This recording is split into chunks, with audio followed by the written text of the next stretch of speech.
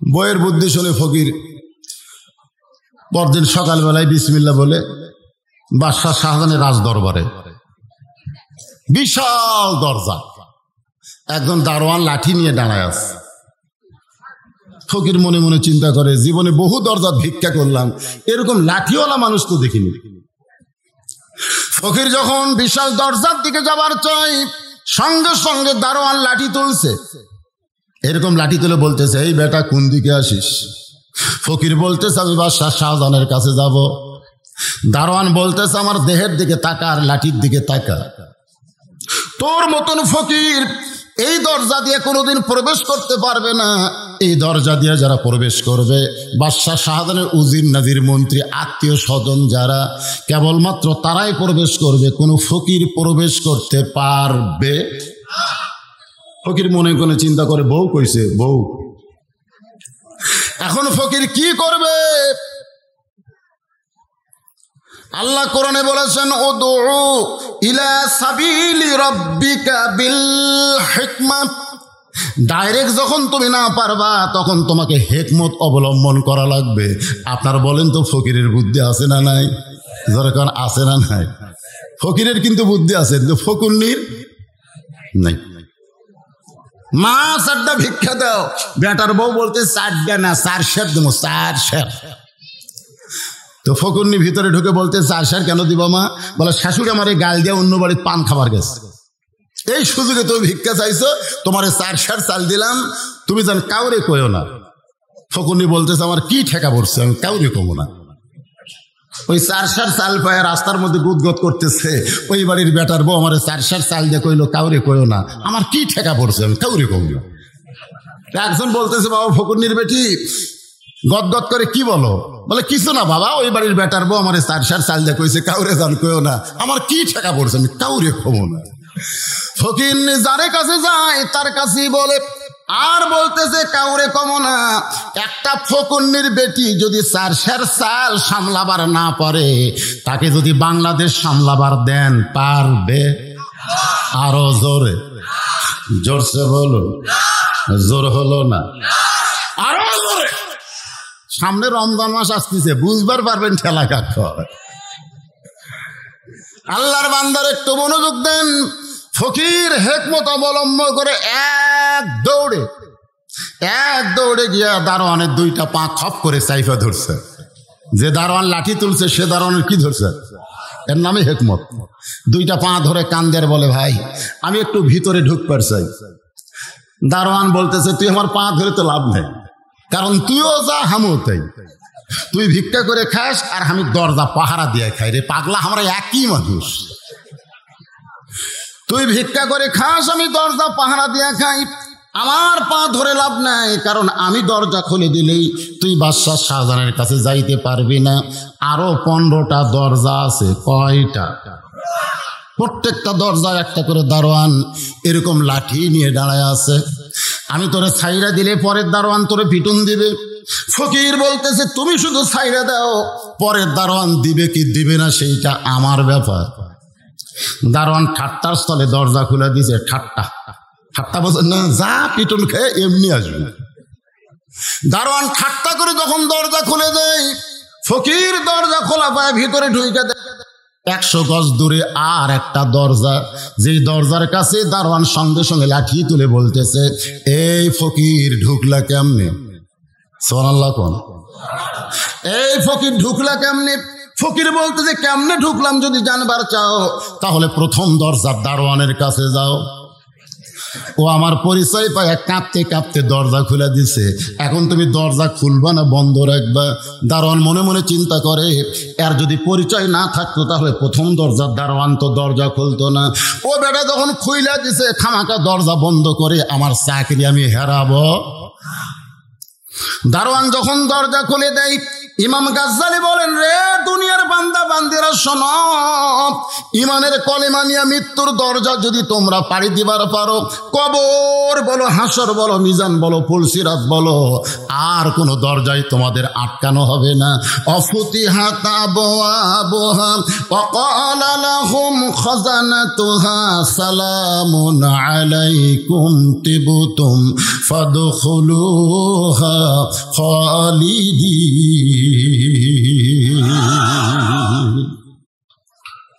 একই কায়দায় ফকির সব দরজা খুলে রাজ দরবারের মধ্যে ঢুকছে। দরকার কোথায়? রাজ দরবারে। রাজ দরবারে যেই মাত্র ফকির ঢুকছে, এমন সময় রাজ দরবারের প্রধানমন্ত্রী, জোরে কোন কি মন্ত্রী, মনে মনে চিন্তা করে চেহারা যেরকম, চেহারা দেখে তো ফকির মনে হয়, কিন্তু এতগুলো দরজা পাড়ি দিয়ে যখন ভিতরে ঢুকছে, তারে ফকির মনে করলে পাপ হবে। ফকির মনে করলে কি হবে? কিন্তু চেহারা ফকিরের মতো, কিন্তু এতগুলো দরজা পাড়ি দিয়ে যখন ভিতরে ঢুকছে, অবশ্যই লোকটার যোগ্যতা আছে না নাই? প্রধানমন্ত্রী নত স্বরে বলতেছে, বাবাজি এতগুলো দরজা পাড়ি দিয়ে যখন ভিতরে ঢুকছেন, আপনার নিয়ত কি? ফকির বলতেছে, বাদশাহ শাহজাহান কোথায়? যেই বলছে বাদশাহ শাহজাহান, প্রধানমন্ত্রী চমকে উঠছে, কারণ আমরা কোনোদিন নাম ধরি না, আমরা বলি জাহাপনা, আমরা সম্রাট বলে সম্বোধন করি, আর এই বেটা সরাসরি নাম ধরছে, নিশ্চয় বাদশাহ শাহজাহান নিকটতম কেউ হবার পারে। বাজান, ওই যে ছোট্ট ঘর, ওই ঘরের কাছে গেলেই আপনি বাদশারে পাবেন। এতক্ষণ বাদশাহ ছিল রাজ দরবারে, কিন্তু এখন ঢুকছে ছোট্ট ঘরে। এতক্ষণ ছিল কোথায়? রাজ দরবারে। আপনারা বলেন তো রাজাকে না, এতক্ষণ ছিল কোথায়? রাজ দরবারে। রাজাকে তাবারাকাল্লাযী বিয়াদিহিল, মনে রাখবেন রে ভাই, যাকে তাকে বাদশা বলা যাবে না, একমাত্র বাদশা হলো আমার আল্লাহ। জোরে কোন কথা ঠিক?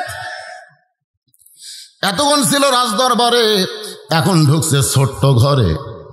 ফকির ঘরের কাছে গিয়ে দেখে দরজাখানা বন্ধ, একটা মাত্র জানলা খোলা আছে। ওই জানলার পাল্লা দিয়ে ভিতর দিকে তাকায় দেখে গোটা ঘরের ভিতরে মাত্র একজন মানুষ, আর কোনো মানুষ নাই। এইভাবে দুইটা হাত তুলে বলতেছে, ও বাদশাহ, বাদশাহ তোমার দরবারে আমি ফকির। বাদশাহ, বাদশাহ তোমার দরবারে আমি ফকির। ফকির বলে দু চোখ দিয়া দর দর করে পানি পড়তেছে। ফকির মনে মনে কয়, বইয়ের বুদ্ধি শুনে। ধরে কান কার বুদ্ধি? বইয়ের বুদ্ধি শুনে আসলাম বাদশার কাছে। আয়সা দিকে বাদশা নিজেই ফকির হয়ে কাঁদতেছে। এটা তো গজবের এলাকা। জোরে কোন কিসের এলাকা? যেখানে বাদশা ফকির ফকির বলে কান্দে, এই জায়গায় আমার মতন ফকির বেশিক্ষণ থাকা চলবে না। এটা হলো গজবের এলাকা। যেখানে বাদশা ফকির হয়, সেখানে আমার মতন ফকিরের কোনো খাওয়া আছে? তাড়াতাড়ি বের হয়ে যায়।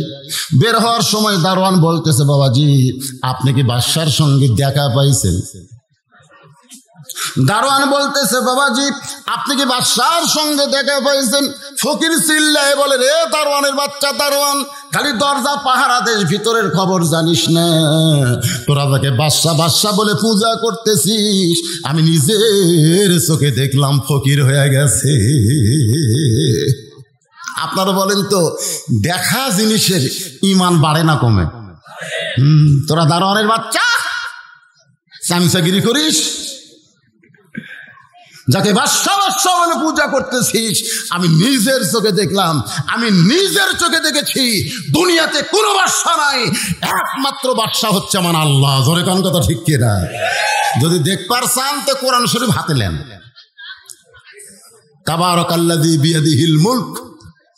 যারা নিজের চোখে দেখে আল্লাহ বাদশা, তারা দুনিয়ার কাউকে বাদশা মনে করে না। নিজের চোখে যারা দেখে আল্লাহর ক্ষমতা, তারা দুনিয়ার কাউকে ক্ষমতাবান মনে করে না। জোরে কোন কথা ঠিক? আহু আলা কুল্লি শাইইন কাদির। নিজের চোখে দেখছেন? দেখেননি। দেখা জিনিসের যে কি দাম রে ভাই।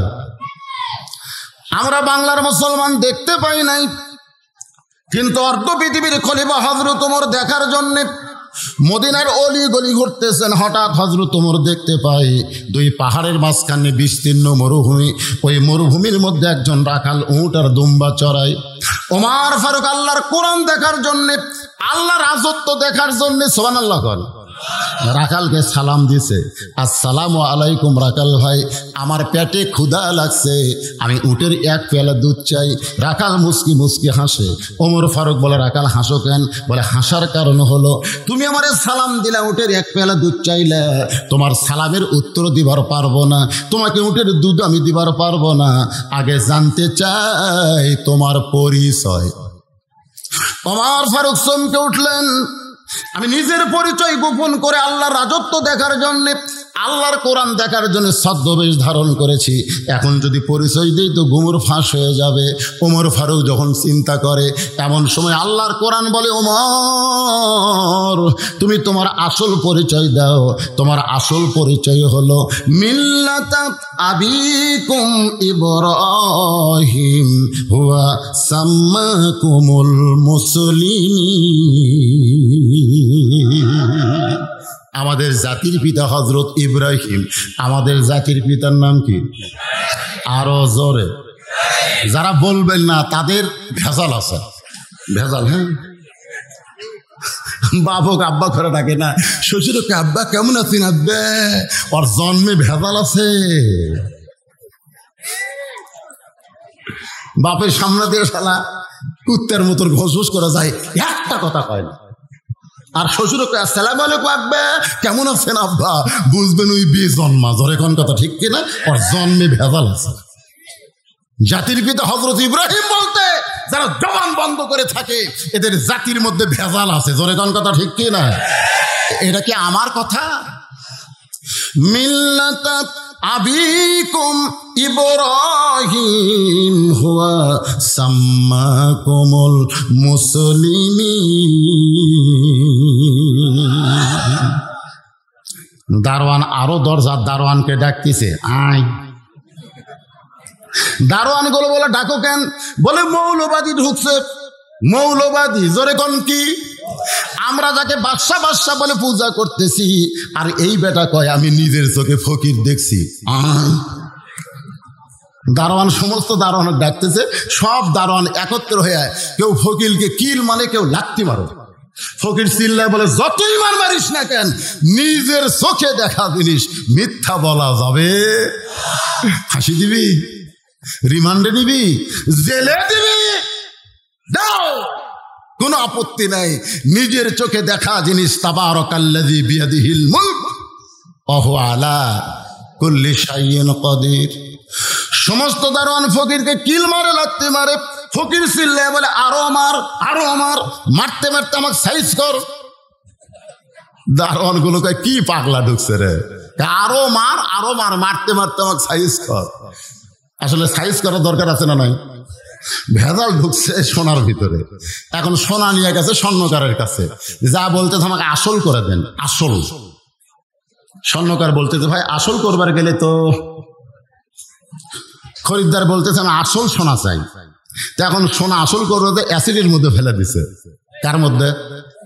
সোনা খালি চিল্লার বলে, ভাই আমারে গরম লাগে, আমারে তাপ লাগে, আমার অ্যাসিডে ফেলে দিছ কেন? আমার কি কষ্ট হয় না? স্বর্ণকার বলে, কান্দিস না, কান্দিস না, অ্যাসিডের বাপেরও ক্ষমতা নাই তোর ক্ষতি করতে পারে। তোর মধ্যে যে ভেজাল ঢুকছে, এই ভেজাল বার করা পর্যন্ত একটু কষ্ট সহ্য করাই লাগবে। আজকে আমরা ভেজাল মুসলমান হয়ে গেছি। এই ভেজাল মুসলমান যদি কোরআনের কষ্টি পাথরে আসল হবার চাই, একটু আমাদের কষ্ট সহ্য করার দরকার আছে না নাই? দরকার আছে না নাই? যখন সোনার দলা হয়ে গেছে আসল, তখন স্বর্ণকার নিচে একটা লোহার পাত, উপরে একটা লোহার হাতুড়ি দিয়ে সোনা খালি সমানে মারতেছে। সোনা কান্দার বলে, রে স্বর্ণকার আমারে মারো কেন? স্বর্ণকার বলতেছে, এই কারণেই মারতেছি, সোনার দলা হয়ে থাকলে তোর দাম বাড়বে না, তোরে পিটায়া পিটায়া আমি বানাবো গহনা। আজকে কোরআনের কষ্টি পাথরে আমরা যদি আসল মুসলমান হই, এরপরও আল্লাহ পাক আমাদের জন্য বলেছেন, ওয়ালা নাবলুওয়ান্নাকুম বিশাইইম মিনাল খাউফি ওয়াল জুই ওয়া নাকসিম মিনাল আমওয়ালি ওয়াল আনফুসি ওয়া ওয়াস-সামারাতি ওয়া বাশশিরিস সাবিরিন। আসরের নামাজ শেষ করছে বাদশাহ শাহজাহান। এই দারোয়ানেরা, কারে মারতেছো, কেন মারতেছো? বলে জাহাপনা, আমরা খালি মারতেছি, আপনি শুনলে তো ফাঁসি দিবেন, আপনি শুনলে তো মারিয়ে ফেলবেন। বলে কি হয়েছে? বলে আপনি নাকি বাদশাহ নাই ফকির হয়ে গেছেন। বাদশাহ শাহজাহান দৌড়ে এসে ফকিরের টুটি চাপা ধরছে, এভাবে টুটি। এই ফকির, তুই জানিস না আমি মোগল সম্রাট শাহজাহান? ফকির মুচকে মুচকে হাসি আর কয়, জানতাম। জানতাম জানতাম কি? এটা অতীত কাল, জানতাম। বলে বর্তমানেও আমি বাদশাহ শাহজাহান। তাহলে এই ছোট্ট ঘরের জানলার কাছে গিয়ে আপনার মতো একজন মানুষকে দেখলাম, দুই হাত তুলে কাঁদতেছে আর বলতেছে, ও বাদশার বাদশাহ, তোমার দরবারে আমি ফকির। আপনার মতো একজন মানুষকে দেখলাম, এখন বলেন তো সেই মানুষটাকে? বাদশাহ শাহজাহানের দুইটা হাত থরথর করে কাঁপতেছে। দারোয়ানগুলো বলে, জাহাপনা ফকির কি কইল? ওইটা শোনার পরে আপনার হাতে কেন কম্পন ধরলো? বাদশাহ শাহজাহান বলতেছে, দারোয়ানেরা রে, ফকির যা বলেছে ঠিক বলেছে। আসরের নামাজ পড়ার পরে আল্লাহর কাছে দুইটা হাত তুলে আমি নিজকে ফকির বানায়া আমার আল্লাহকে আল্লাহ বিশ্বাস করে, বাদশাহ বিশ্বাস করে আমি চোখের পানি বের করে কেঁদেছি। আল্লাহর ঘরে যতক্ষণ ফকির সাজি, ততক্ষণ আল্লাহর ঘর থেকে বার হলেই আমি বাদশাহ হইয়া যাই। এরকম মুনাফিক চরিত্র আমার আল্লাহ পছন্দ করে না। জোরে কোন ঠিক কিনা? নামাজের মধ্যে যতক্ষণ, কোরআনের মধ্যে যতক্ষণ, তওবা তাফসীরের মধ্যে ততক্ষণ তুমি ভালো মানুষ হয়ে থাকবা, আবার ক্ষমতার চেয়ারে বসার পরে তুমি সব ভুলে যাবা। এইটা কখনোই আল্লাহ মানতে পারে। ফকির চলে গেছে, বউ খালি একবার দরজা একবার ঘরের মধ্যে, কারণ বউ তো খুব খুশিতে আছে, আজকে এমন জায়গা পাঠাছি, প্রতিদিন আনতো কয়সার, জোরে কোন কয়সার, আজকে কয়েক বস্তা আসবি। একবার দরজা আর একবার ঘরের মধ্যে, কোন জায়গাতে এই জিনিসগুলো রাখবে? এই মানুষ তো ইতিমধ্যে তাকায় দেখে স্বামীর কান্দে কোনো বস্তাও নাই, হাতত কোনো ব্যাগও নাই, খালি খোঁড়াচ্ছে আর আসতেছে, খোঁড়াচ্ছে আর আসতেছে। বউ দৌড়ে গিয়ে বলতেছে, কে গো, আপনি কি বাদশাহ শাহজাহানের কাছে যান নাই? খালি হাতে এরকম কেন? আর আপনার দেহে উঠি চোট দেখা যায়, উঠে রক্ত দেখা যায়, ইটি ফুলে উঠছে, ব্যাপার কি? ফকির চিল্লায় বলে, রে ফকুন্নি,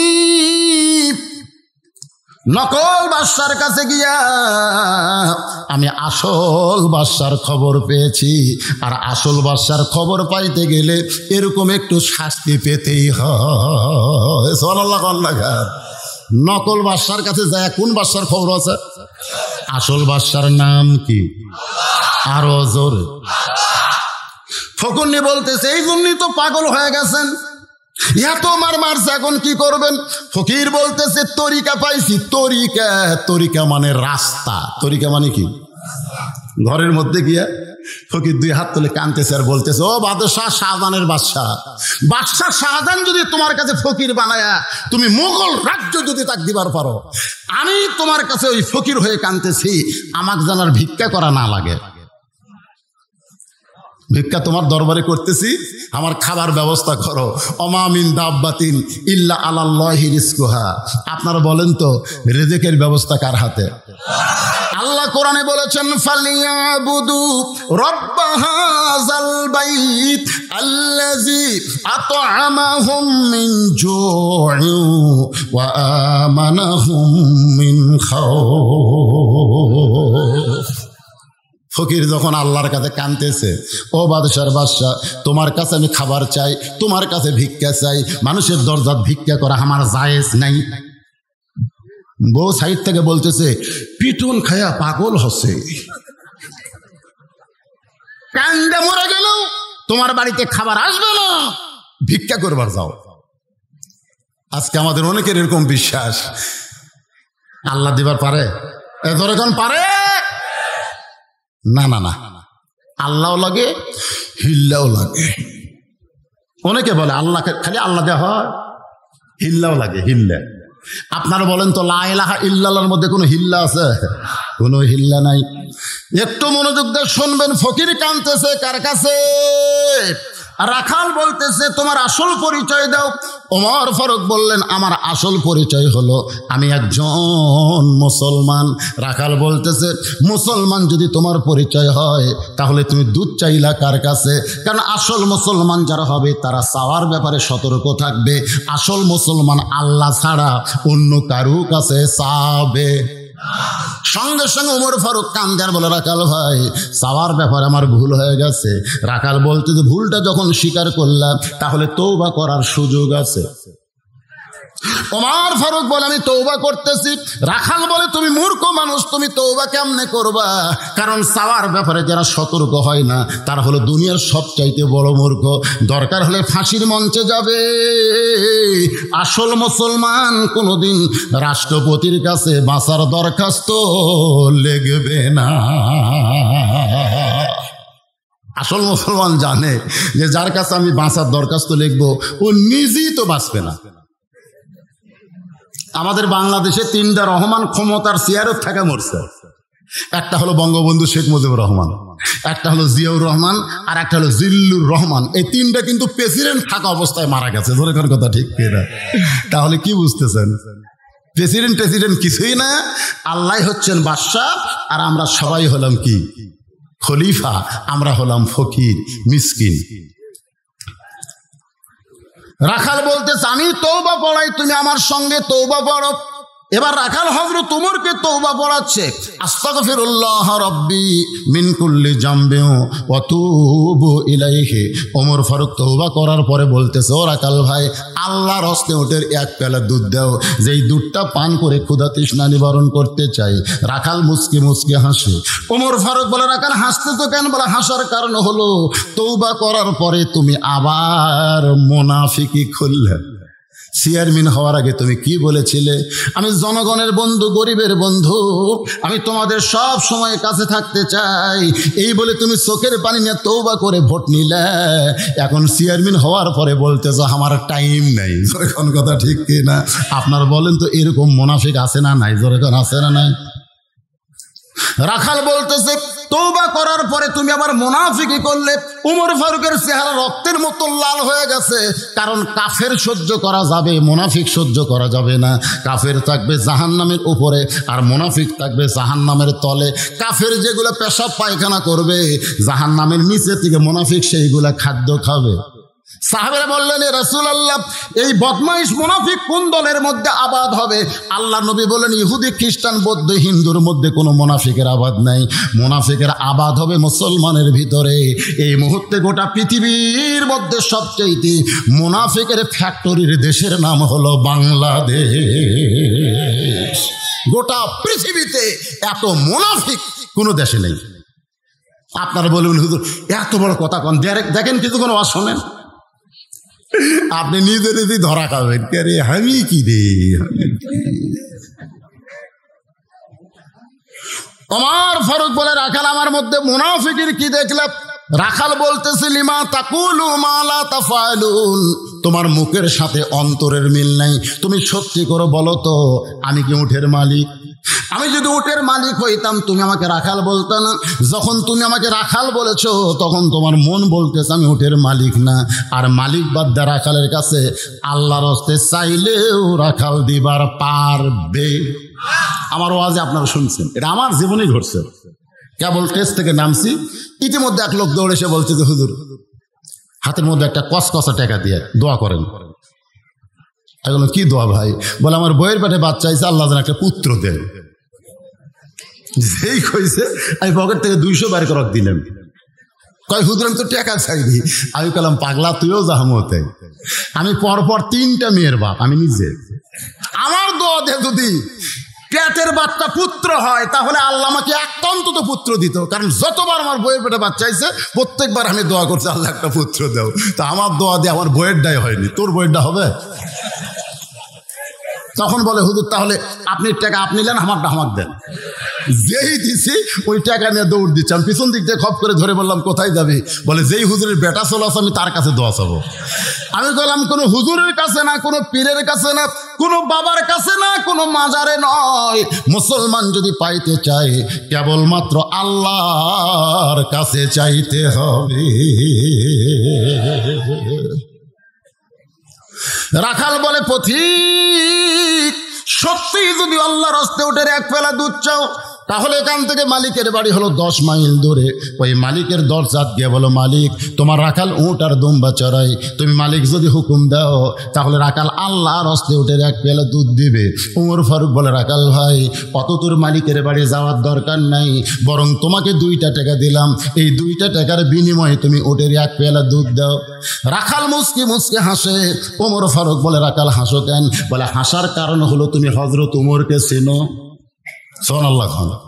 রাখাল হযরত উমরকে বলতেছে, তুমি কি হযরত উমরকে চেনো? যদি হযরত উমরকে চিনতে তাহলে এই কথা বলার সাহস তুমি পাইতা না। রে পথিক, তুমি কি জানো হযরত উমর আল্লাহর কোরআন দিয়ে রাষ্ট্র চালায়? আল্লাহ হচ্ছেন বাদশাহ আর উমর হলো খলিফা। যারা খলিফা হবে নিজের আইন দিয়ে চলবে না, কার আইনে চলবে? বাদশার আইনে চলবে।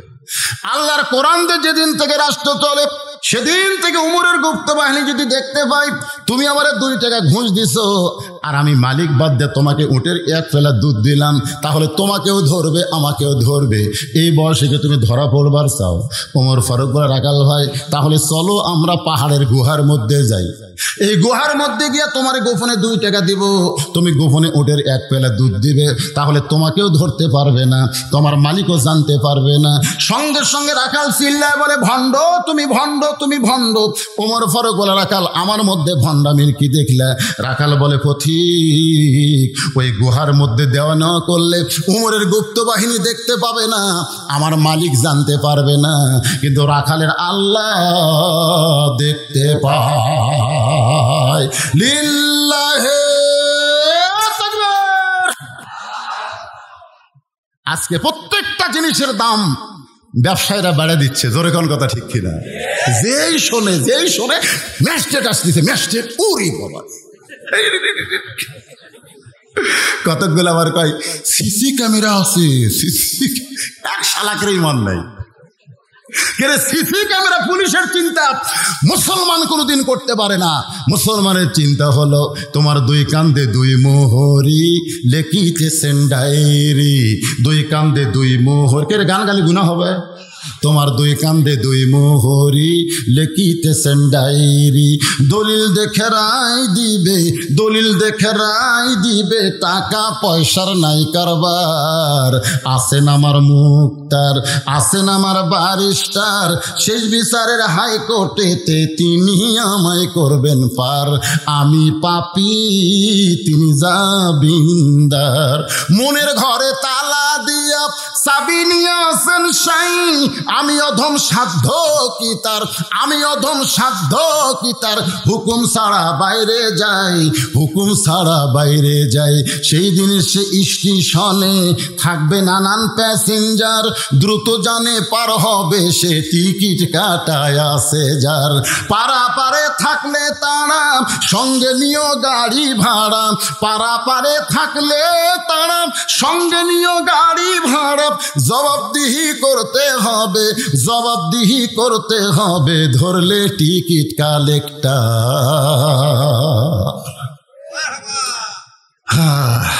একটা গান করলাম বারে, এরা মার হওয়া কয় না, সুবহানাল্লাহ কয় না, মনে করতেছেন এটা সেই গান। আল্লাহর বান্দা হযরত ওমর এক দৌড়ে পাহাড়ের পাদদেশে যায় নামাজ বিছায়া আল্লাহর কাছে বলতেছে, আল্লাহ তোমার রাজত্ব এত সুন্দর, সুবহানাল্লাহ। যখন তোমার আইন দিয়ে সমাজ চলবে তখন একজন রাখাল না দেখা আল্লাহকে কলিজার মধ্যে জায়গা দিবে, কেউ না দেখলেও কে দেখতেছে? আরো জোরে কান। এখন এসে গল্প করে দরজা জানলা বন্ধ করে সিল মারছি, কেউ দেখেনি, খালি মুড়ি কাটিছে। কয়টা মারছু? 100টা মারছি, কেউ দেখেনি, কেউ দেখেনি।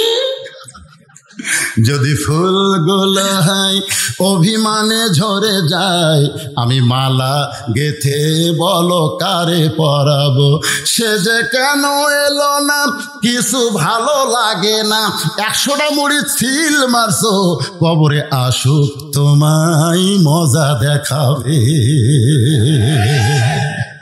মনে করতেছে মজা নাই, সেই মজা হবে, হাউড়া ফেঁকা ফেলে দিবি। জোরে কোন কথা ঠিক কিনা? তুমি তোমার নিজের ভোট দিবা, পাড়া পড়শির ভোট দেওয়ার হুকুম তোমাকে কে দিল? তুমি কি জানো আল্লাহ কোরআনে বলেছে ইন্নাল্লাহা ইয়ামুরুকুম আন তুআদ্দুল আমানাতি ইলা আহলিহা ওয়া ইযা হাকামতুম বাইনান নাস আন তাহকুমু বিল আদল। জোরে কোন সুবহানাল্লাহ।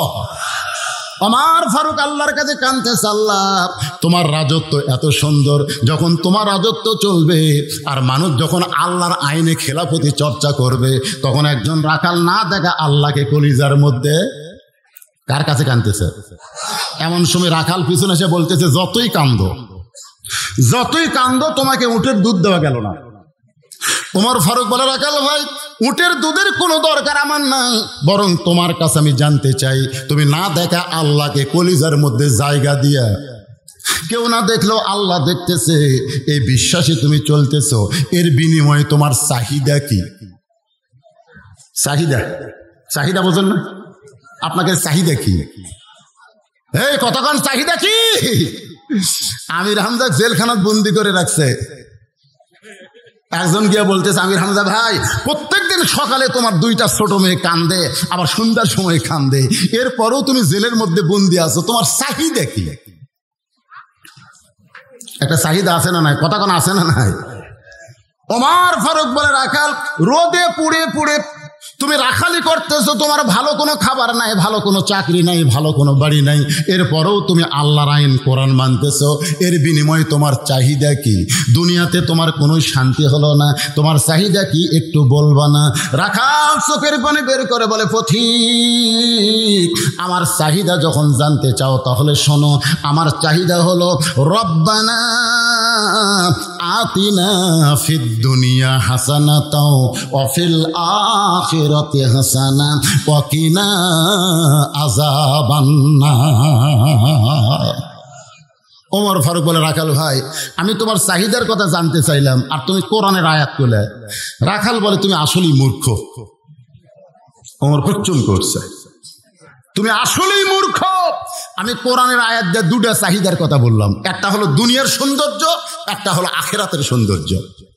দুনিয়ার সৌন্দর্য হলো হযরত উমরকে আমি এক নজর দেখতে চাই, যে উমর খেলাফত চর্চা করে আল্লাহর রাজত্ব আল্লাহর কোরআন দিয়ে চালায়, সেই হযরত উমরকে যদি একটা নজর দেখতে পাইতাম তাহলে দুনিয়ার চাহিদা আল্লাহ আমার পুরা করত। আমার 2 নম্বর চাহিদা হলো, আমি রাখাল যখন মরে যাব, অধম রাখালকে আল্লাহ যেন জান্নাত দেয়।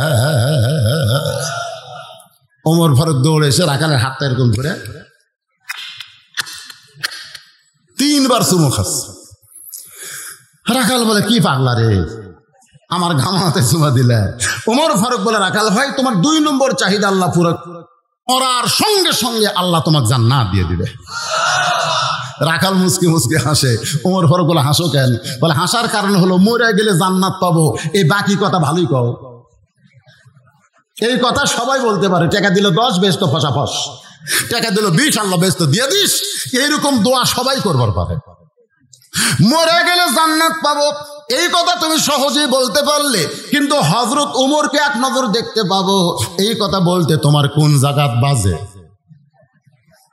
ওমর ফারুক মনে মনে চিন্তা করে, যেই রাখাল আমাকে তওবা পড়াছে, জোরে কোন কি পড়াছে, যেই রাখাল আমাকে মুনাফিক কইছে, যেই রাখাল আমাকে ভণ্ড কইছে, এখন যদি বলি আমি ওমর, বলাও সারা, রাখাল হার্ট ফেল করে মরাও সারা।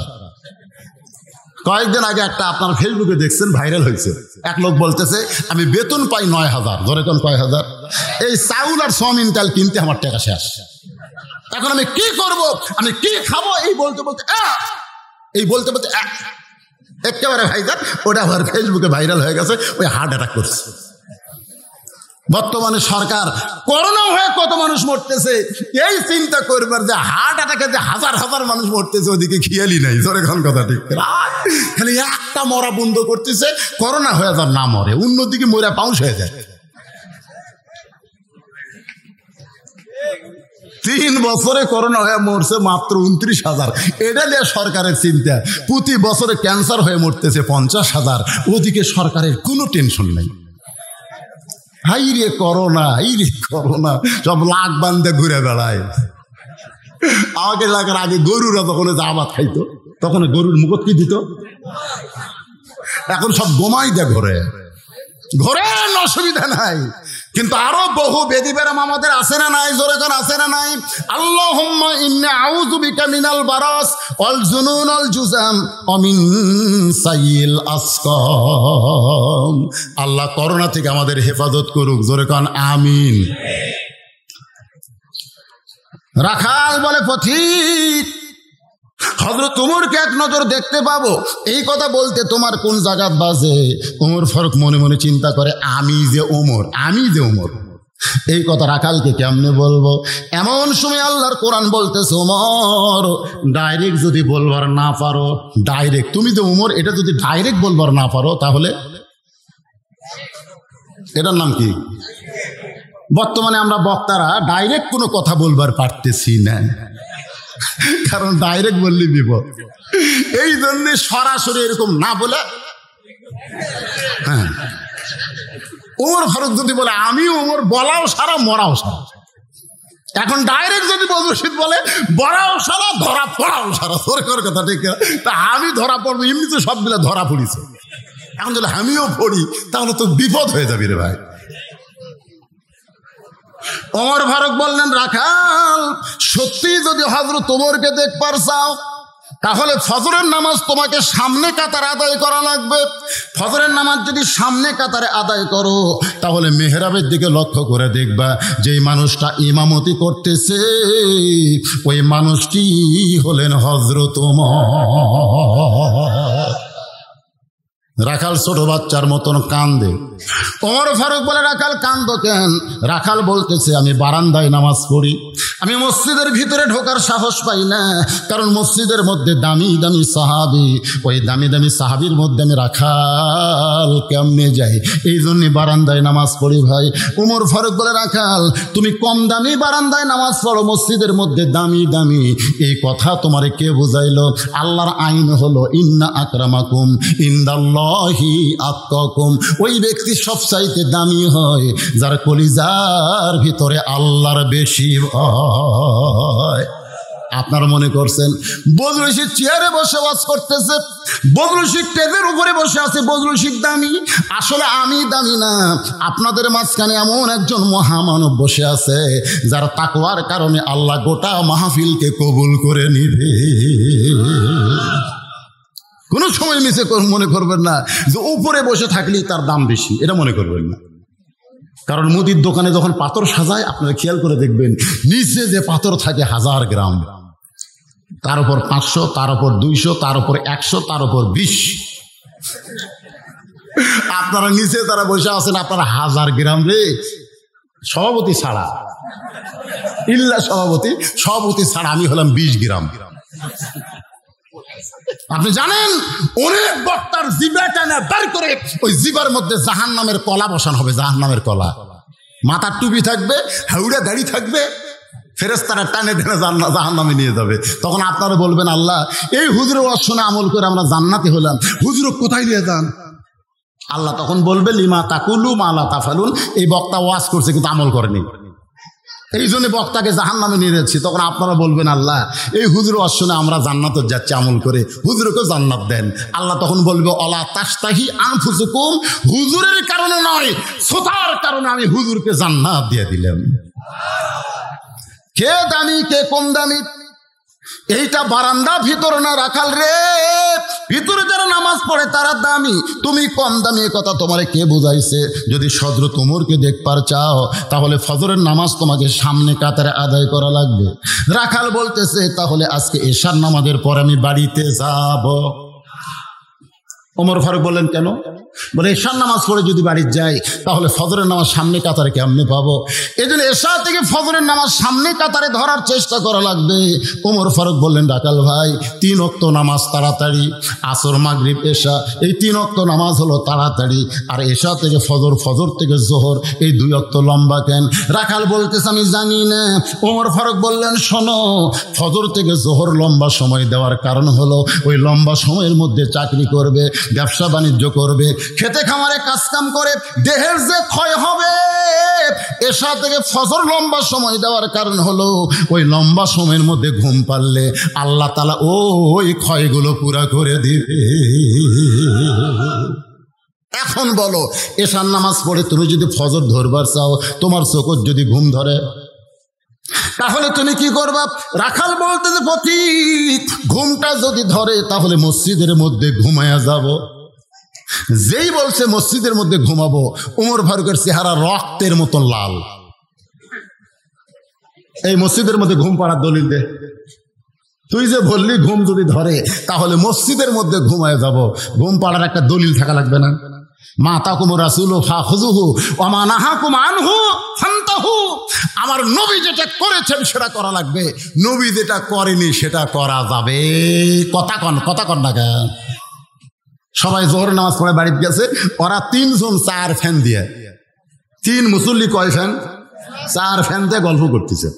1-8 ঘন্টা হয়, গল্প শেষ হয় না। ফেরেশতা কয় আল্লাহ ফাইজা কুদিয়াতিস সালাতু ফান্তাশিরু ফিল আরদ, নামাজ হয়ে গেলে সব মুসল্লি চলে গেল, এরা 3 জন 4 ফ্যান দিয়ে গল্প করতেছে, এর কি রেজাল্ট কি?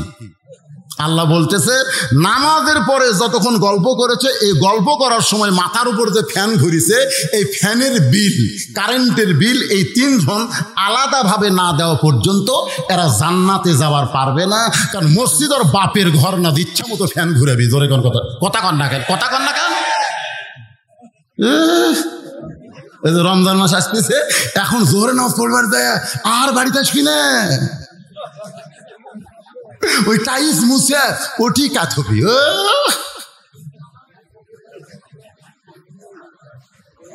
কি মনে করতেছেন? আল্লাহর বান্দা হযরত ওমর বললেন রাখাল আযানের গুরুত্ব দিও। এতদিন রাখাল নামাজ পড়তো বারান্দায়, কিন্তু আজকে নামাজ পড়বে সামনে কাতারে। ধরে কোন কাতারে? তাহলে আযানের গুরুত্ব কম না বেশি? দেখবেন শেষে যেই মুসল্লি মসজিদে ঢোকে বুঝবেন সে কিন্তু আযানের গুরুত্ব দেয় নাই, সে আকামতের গুরুত্ব দিছে।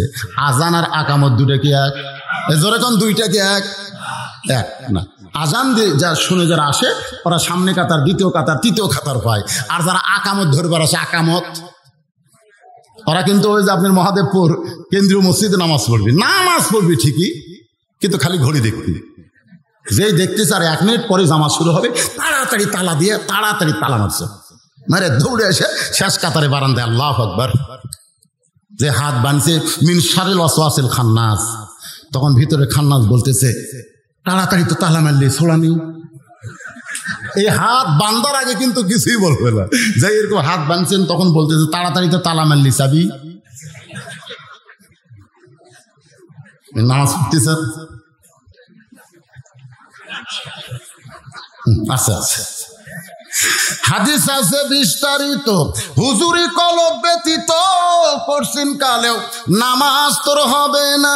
তবে কেন দাও জোয়ারি, মানুষকে দেখাও নামাজ পড়ি, ও তোমার সিদ্ধ বীজে সুফসল ফলে না।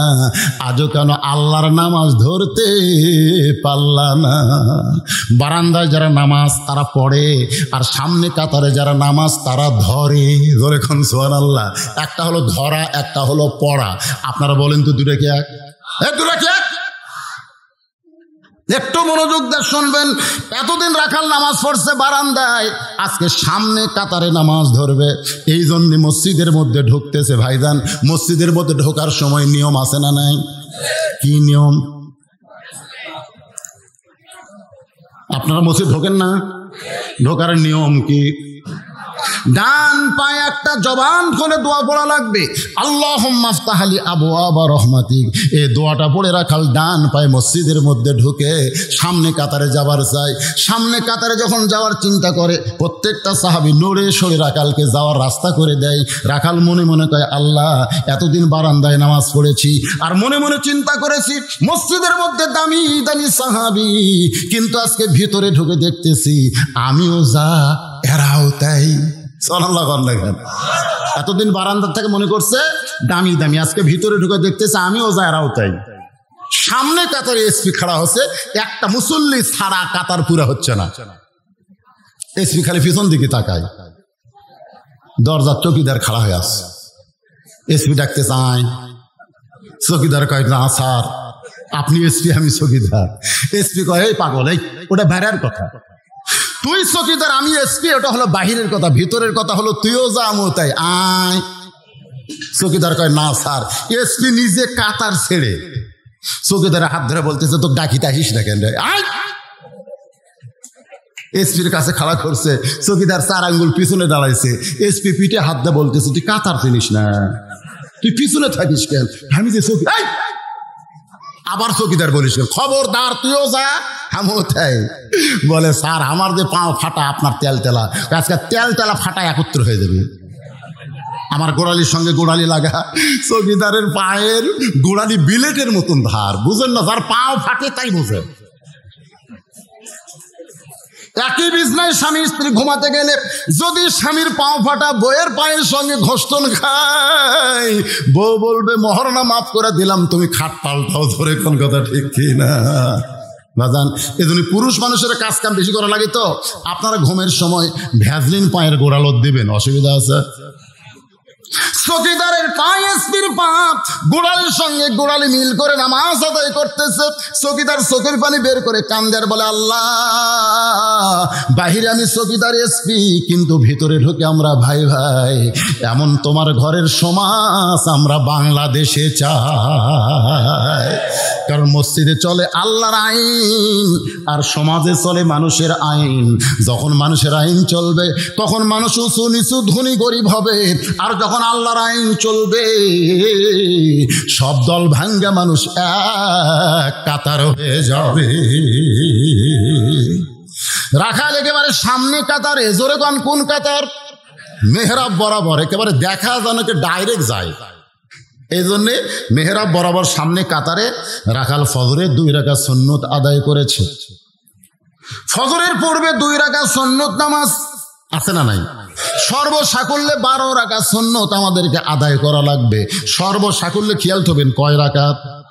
ফজরের আগে 2 রাকাত, জোহরের আগে 4 রাকাত, জোহরের পরে 2 রাকাত, মাগরিবের পরে 2 রাকাত, আর এশার পরে 2 রাকাত। এই সর্বসাকুল্যে 12। ফরজ হলো 17 রাকাত, বেতের হলো 3 রাকাত, তারাবি আমরা পড়ব 20। কথা কয় না? না কমাবার চাচ্ছেন নাকি? কিরে বাজান, কিছু বলবার চাচ্ছেন? না না, রাত কিছুই হয়নি। ফকির কানতে স্যার বলতেছে, আল্লাহ, ও বাদশাহ শাহজাহানের বাদশাহ, মনে আছে না ভুলে গেছেন? বাদশাহ শাহজাহানের বাদশাহ, বাদশাহ শাহজাহান যদি ফকির হয়ে মোগল রাজ্য পায়, তাহলে হামাক তুমি বরকতের খাবার দিবার পারবা না? এমন ভাবে আল্লাহর কাছে কানতেছে, তরিকা শিখছে, নিয়ম। তরিকা মানে নিয়ম। ফকরনি কাছে গিয়ে বলতেছে, যতই কান্দ, 1 ফোঁটা ভিক্ষা পাবা না। যদি বাঁচবার চাও তাহলে মানুষের দরজাত যাও। ফকির ছিল, ফকর নেই, তুই আমার ইবাদতের মধ্যে কি? এটা সবচাইতে বড় ইবাদত। সুবহানাল্লাহ না কেন? আদ-দুআ মুখুল ইবাদত। সমস্ত ইবাদতের ভিতরে আল্লাহর কাছে চাওয়াটা হলো সবচাইতে বড় ইবাদত। কিছুক্ষণ পরে একজন মুসাফির ডাকতেছে, ফকির, তোমার জন্য মালিক খাবার পাঠায় দিছে। এই বলে দরজার কাছে 1 বস্তা খাবার থুইয়া চলে গেছে। ফকির নিগে বলতেছে, ওগো, তুমি বাদশার কাছে কানতেছ আর তোমার মালিক খাবার পাঠাছো। এই মোনাজাত কমপ্লিট করে আসে দেখি 1 বস্তা খাবার। সুবহানাল্লাহ। 1 বস্তা খাবার পাইয়ে ফকির বস্তার উপরে হাত দিয়ে বলে, ও মালিক, ও আল্লাহ, তুমি আমার দোয়া কবুল করেছো। বউ বলতেছে অনেক দিন চলবে। ফকির বলতেছে, তুমি রুটি পাক করো, হালুয়া পাক করো, যত ফকির আছে আমি সব ফকিরকে দাওয়াত দিবার চাই। ফকুন্নি বলতেছে, একলা একলা খাইলে এক আধ মাস খাওয়া যাবে, তুমি যদি ফকিরকে আবার দাওয়াত দাও তাহলে এক বস্তা খাবার তো একদিনে পড়ে যাবে। ফকির চিল্লায় বলে, তোর বাপের বাড়ির থেকে আচ্ছা, তাই তোর বাপ দিছে? দেওয়ার মালিক কে? আমি হলাম দাওয়াতের মালিক। আমি ফকিরদেরকে দাওয়াত দিব, দেওয়ার মালিক হচ্ছে আল্লাহ। ফকির সমস্ত ফকিরদেরকে দাওয়াত দেয়।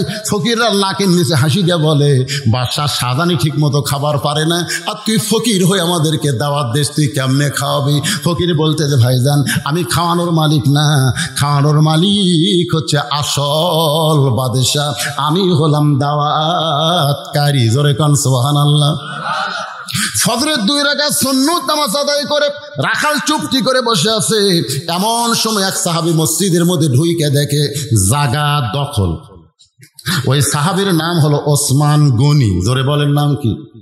ওসমান গনি মনে মনে চিন্তা করে, যে জায়গায় আমি নামাজ পড়ি সেই জায়গায় একজন বসে আছে। হয়তো আপনারা বলবেন, হুজুর, মসজিদের কোনো জায়গা তো কারো জন্য দখল না, তাহলে ওসমান গনি কেন ওই জায়গায় নামাজ পড়ে? কেন নামাজ পড়ে? ওসমান গনি নামাজ পড়ে নিজের ইচ্ছাই না। আল্লাহর নবী বলেছেন, আমি যখন ইমামতি করব, আমি বরাবর যিনি পিছনে দাঁড়াবে তার নাম হলো আবু বকর। আমার আবু বকর যখন ইমামতি করবে, আবু বকর বরাবর যিনি পিছনে দাঁড়াবে তার নাম হলো ওমর। ওমর যখন ইমামতি করবে, ওমর বরাবর পিছনে যিনি দাঁড়াবে তার নাম হলো ওসমান। ওসমান যখন ইমামতি করবে, ওসমান বরাবর পিছনে দাঁড়াবে তার নাম হলো আলী। আমার আলী যখন ইমামতি করবে, আলী বরাবর পিছনে। নবী আর কথা বলতেছেন না। সাহাবীরা বলে, রাসূলুল্লাহ, আলী যখন খাল, যেই কইছে আমি রাখাল, ওসমান গনি মুসকি মুসকি হাসতেছে। কারণ একজন রাখাল ছাড়া এমন গরম ভাষা সাধারণ মানুষের হবে? কারণ যারা রাখালি করবে এরা নরম ভাষা না গরম ভাষা।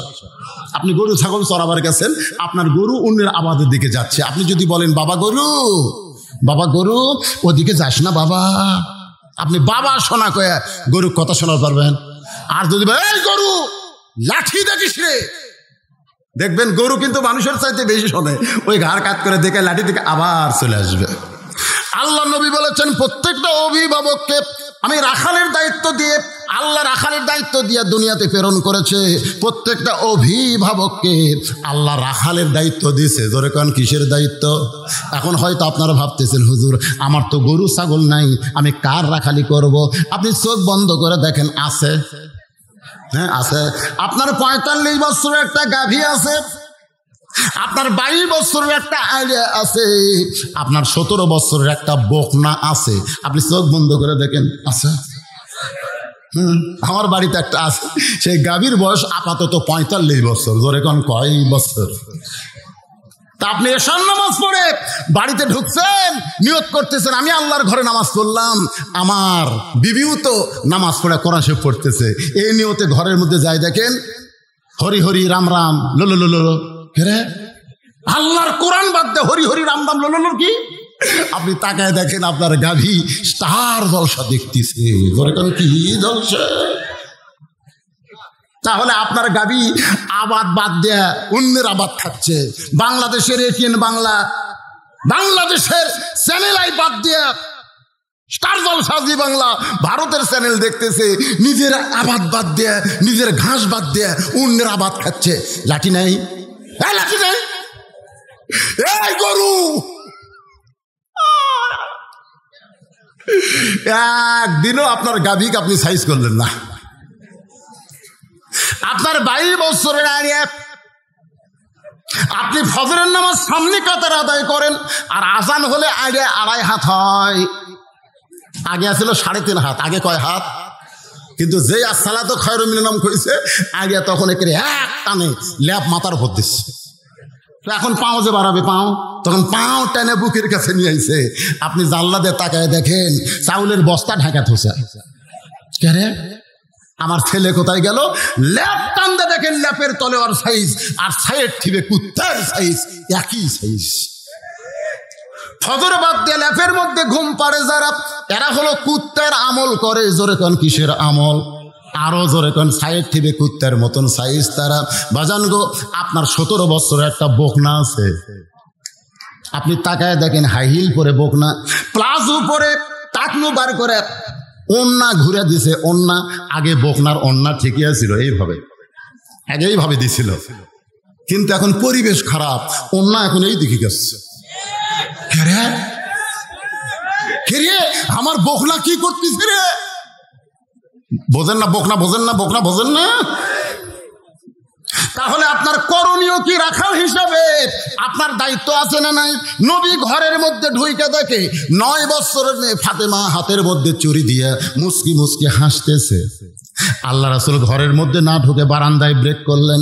ফাতেমা চমকে গেল, যেই বাবা ঘরের মধ্যে ঢুকে আমাকে মা মা বলে আদর করে, সেই বাবা কেন ঘরের মধ্যে ঢুকলো না? ফাতেমা বারান্দায় গিয়ে দেখে নবীর চোখ দিয়ে দর দর করে পানি পড়তেছে। ফাতেমা কান্দারে বলে, বাবা কি দুঃখ আপনার মনে, এমন করে কেন কাঁদতেছেন?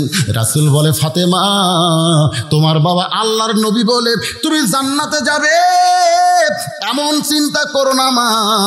নবীর মেয়ে হলেই তুমি জান্নাতে যাবা, এমন চিন্তা করো না। জান্নাতে যদি যাবার চাও, জান্নাতের আমল করে জান্নাতে যেতে হবে। আল্লাহ রাসূল বললেন, ফাতেমা যে দুনিয়াতে সাজবে মা, আল্লাহ তার আখিরাতের সাজ কমায় দেবে। সঙ্গে সঙ্গে ফাতেমা হাতের 2টা চুড়ি খুলে মাটির ফাইলা দিলেন।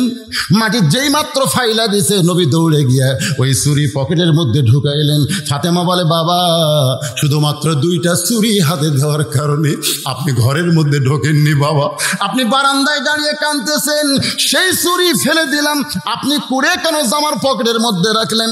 ফাতেমার কাছে এসে নবী ফাতেমার কপালে চুমো দিয়ে বললেন, ফাতেমা এই 2টা চুড়ি তুমি ফাইলা দিছো, কিন্তু আমি যত্ন করে রাখবো মা। শুধু চুড়ি যত্ন করব না, তোমার নাকে একদিন ফুল পরায় দিব, তোমার কানে দুল পরায় দিব, তোমার গলায় মালা পরায় দিব। ফাতেমা বলে, কবে কবে কবে? আল্লাহর নবী বললেন, যেদিন তোমার বিবাহ হবে। ও ফাতেমা, মেয়েরা কেবলমাত্র একজন ব্যক্তির জন্য সাজতে পারবে মা, সেই ব্যক্তি হলো তার স্বামী। স্বামী ছাড়া অন্য কোনো পুরুষের জন্য মেয়েরা সাজবে না। কিন্তু আপনার বকনাদের সারা দিন গোটা পাড়া ঘুরতেছে সাজিয়া গুজা। আর আমাকে যুবকেরা খালি মিস কল মারতেছে। জোরে কোন কি কল? দায়িত্ব আছে না নাই? জোরে কোন আছে না নাই? সঙ্গে সঙ্গে ওসমান গনি দাঁড়ায় বলতেছে, ভাইজান কোনোদিন সামনে কাতারে দেখি নাই, আজকে প্রথম দেখতেছি, তাই বারবার তাকায় দেখি। ভাই রাখাল বলতেছে, আমার কি ঠেকা? আমার ঠেকা নাই যে সামনে কাতার আসা লাগবে। আমি বারান্দায় নামাজ পড়ি, আজকে সামনে কাতারে শুধু দেখার জন্য আইছি। দেখা হয়ে গেলে আগামীকাল থেকে আর সামনে কাতারে আসবো না। ওসমান গনি বলতেছে, ভাইজান আজকে আপনি দেখতে পাবেন, তার গ্যারান্টি কি? রাখাল বলতেছে, আমার চোখের পাওয়ার ভালো, আসা মাত্রই দেখা হয়ে গেল। ওসমান গনি বলে, ভাইজান আজ কয়েক বছর হলে সামনে কাতারে নামাজ পড়তেছি, এখন পর্যন্ত দেখা পাইলাম না। আজ কয়েক বছর হলে আমি সামনে কাতারে নামাজ পড়ি, এখন পর্যন্ত আমার দেখা হইল না, আর তুমি আজগাই দেখতে পাবা, তার গ্যারান্টি কি? রাখাল বলতেছে, তোমার চোখের পাওয়ার ঠিক আছে, দেখি আমার দিকে তাকাও তো দেখি। ওসমান গনি যেই তাকাছে, রাখাল মুসকে মুসকে হাসার বলে, চোখের মুনি তো ঠিকই আছে, তো কয়েক বছর হলে নামাজ পড়ো, এখন পর্যন্ত দেখতে পাও না। ওসমান গনি যাকে দেখার কথা বলতেছেন, তিনি হলেন নামাজের মালিক আল্লাহ, আর রাখাল যাকে দেখবে, তিনি হলেন আল্লাহর বান্দা ওমর আল্লাহওয়ালা। জোরে কন না সুবহানাল্লাহ। ওসমান গনি দেখতে চায় কাকে? আরো জোরে কন।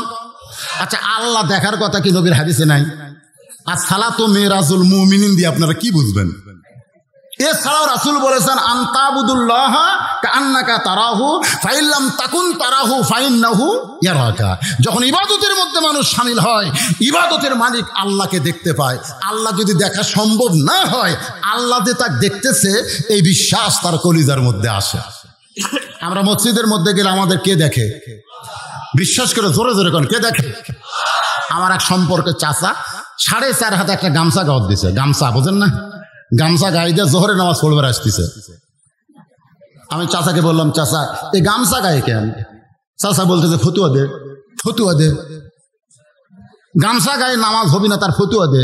আমি বললাম চাচা এত রাগ করছেন কেন? চাচা বলতেছে এই জন্যই তো বর্তমান সরকার তোর খুব সাইজ করতেছে। আমি বললাম চাচা সামান্য কথাতে আপনি এত কথা বলতেছেন। বলবো না মানে? আমার গামছা তোর কোন জায়গায় বাজে? মানে বাঁচতেছে না চাচা, এই গামছা গাও দিয়ে আপনি বিয়ের বাড়ি যাওয়ার পারবেন? চাচা বলতে তুই কি মনে করিস আমি ফকির? এই বছরে 6টা পাঞ্জাবি বানাচ্ছি রে, এই বছরই তো 6টা পাঞ্জাবি যদি বানাই, গামছা গাও দিয়ে বিয়ের বাড়ি যাবো কেন? আল্লাহ চাচা এই গামছা গায়ে কি জামাইয়ের বাড়ি যাওয়ার পারবেন? চাচা রাগ করে বলে আমার জামাইয়ের কি দাম নাই? জামাইয়ের বাড়ির শ্বশুর কি গামছা গায়ে যায়? আপনি বিয়ের বাড়িতে গেলে বিয়েই দেখবে, জামাইয়ের বাড়িতে গেলে জামাই দেখবে। আর আল্লাহর ঘর মসজিদের মধ্যে ঢুকতেছেন, আমার আল্লাহ বুঝি দেখবে না? যদি আপনার নতুন পাঞ্জাবি না থাকতো তাহলে ভিন্ন কথা, কিন্তু এই বছরই 6টা বানাইছেন, তারপরে গামছা গাও দিয়ে আল্লাহর ঘরত আসতেছেন। আপনি গামছা গাও দিয়ে ডিসির ঘর যাওয়ার পারবেন? ডিসি চাপাত লাগতি দিয়ে বের করে দিবি। জোরে কোন কত কথা কন না গায়ে জানতো গামছা গাও দিয়ে এমপির অফিসে জানতো, এমপির অফিস ডিসির অফিস তাইতেও কোটি কোটি গুণ দামি হচ্ছে আল্লাহর অফিস। জোরে কোন কথা ঠিক কিনা? যদি পাঞ্জাবি না থাকতো সেটা ভিন্ন কথা। 6টা এ বছরে বানাচ্ছে। কতকগুলো আবার যাই দেখবেন স্ট্যান্ডার্ড লুঙ্গি আর ঠিক না বরাবর শার্ট। ওই যখন তো রুকুর থেকে শেষ দাঁত যায়, পিছনের যন্ত্র পিছন থেকে টেপা হয়ে এটা দেখা যায়। কি কোন দেখা? কথাটা হাসতেছেন কেন? যদি একটা পাঞ্জাবি থাকতো তাহলে এই পিছনের টেপাটা পাঞ্জাবি ইয়েতে ঢেকে থাকতো। ভাই রে, খালি মন যা চায় সেটা পরে আপনার নামাজ পড়বার গেলে হবে না। পোশাকটা হতে হবে লেবাসুত তাকওয়া, যে পোশাক পরলে আল্লাহর ভয় কলিজার মধ্যে আসবে, এমন একটা পোশাক পরার দরকার আছে না নাই? দরকার আছে না নাই? একটু মনোযোগ দিয়ে শুনবেন। রাখাল বলতেছে ভাইজান এত বছর হলে সামনে কাতারে নামাজ পড়তেছেন, এখন পর্যন্ত দেখবার পান নাই। আজকে আপনি আমার হাত ধরেন, আমি নিজেও দেখব এবং আপনাকেও দেখায় দিব। সঙ্গে সঙ্গে ওসমান গনির কাছে আল্লাহর কোরআন এসে বলতেছে, ইয়া আইয়ুহাল্লাযীনা আমানুত্তাকুল্লাহা ওয়া কুনু মা'আস সাদিকিন। ওসমান গনি খপ করে রাখালের হাতটা ধরে মনে মনে বলতেছে, আল্লাহ নিজের যোগ্যতায় এখন পর্যন্ত তোমাকে দেখতে পাই নাই, কিন্তু আজ কেমন একটা সত্যবাদী সাদিকিন বান্দা পাইছি, তার মাধ্যমে তোমাকে দেখবার চাই। আল্লাহ বলতেছে, রে ইমানদারেরা, খুব খেয়াল করে শোনেন আয়াতের বাংলা অর্থ, ইমানদারেরা আমার ভয় যদি তোমাদের কলিজার মধ্যে রাখতে চাও তাহলে সত্যবাদীদের তোমরা সাথী হও। সত্যবাদীদের কি হও? এটা কার কথা? বর্তমানে বাংলাদেশে সত্যবাদী কারা? যারা কোরআনের রাজনীতি করে না যারা মানুষের রাজনীতি করে? কথা না করলে মরার আগে বোবা হয়ে মরবেন না, কলমা মুখত আসবি না। কথা না করলে কথা বলেন, কারা সত্যবাদী? কারা সত্যবাদী? আল্লাহর কোরআনের চাইতে সত্য কোনো কথা আছে? সেই কোরআন যে যারা কথা বলে তারকে সাথে থাকেন না। আল্লাহ বলতেছে অকুনু মা'আস সাদিকিন, সত্যবাদীদের সাথে হওয়া লাগে। ভাই খালি মিথ্যা মিথ্যা কথা কর, ওরকে পাশে চামচাগিরি করতেছেন, করেন দেখা হবে না? এজরে কোন হবে কি হবে না? وقال الذين كفروا ربنا أرنا اللذين أضلانا من الجن والإنس نجعلهما تحت أقدامنا ليكون من الأسفلين। ওসমান গনি রাখালের হাতটা ধরে বসে আছে, মনের মধ্যে বড় শান্তি। নিজের যোগ্যতায় কয়েক বছর নামাজ পড়লাম, এখন পর্যন্ত দেখতে পাইলাম না, আজকে এমন একজন আল্লাহওয়ালা পাইছি যে নিজেও দেখবে এবং আমাকেও দেখায় দিবে। ওসমান গনি হাত ধরে কার আছে? কে মাঝখানে এই চারটা কে উঠলো রে? এই চারটা কে রে?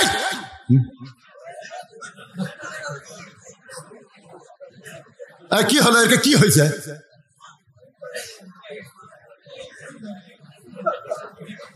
আপনার কি বিরক্ত হচ্ছেন? অত্যন্ত গরমের ভিতর আপনার বসে আছেন, এই বাচ্চা করে বস বাবা বস, এখন তোর খুব দেখেই তো কাম কর্ম রে, তোর উঠলি কে রে পাগলারা?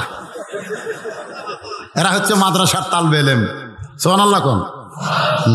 একটু দুষ্ট হয় আমার মাদ্রাসার ছেলেরা, লেখাপড়া যখন করে 1 ঘন্টার মধ্যে 2 বার পেশাব করে লেখাপড়ার সময়, কিছুক্ষণ পরপরই। কিন্তু যখন লেখাপড়া নাই 3 ঘন্টা যাচ্ছে আর 1বারও পেশাব করে না।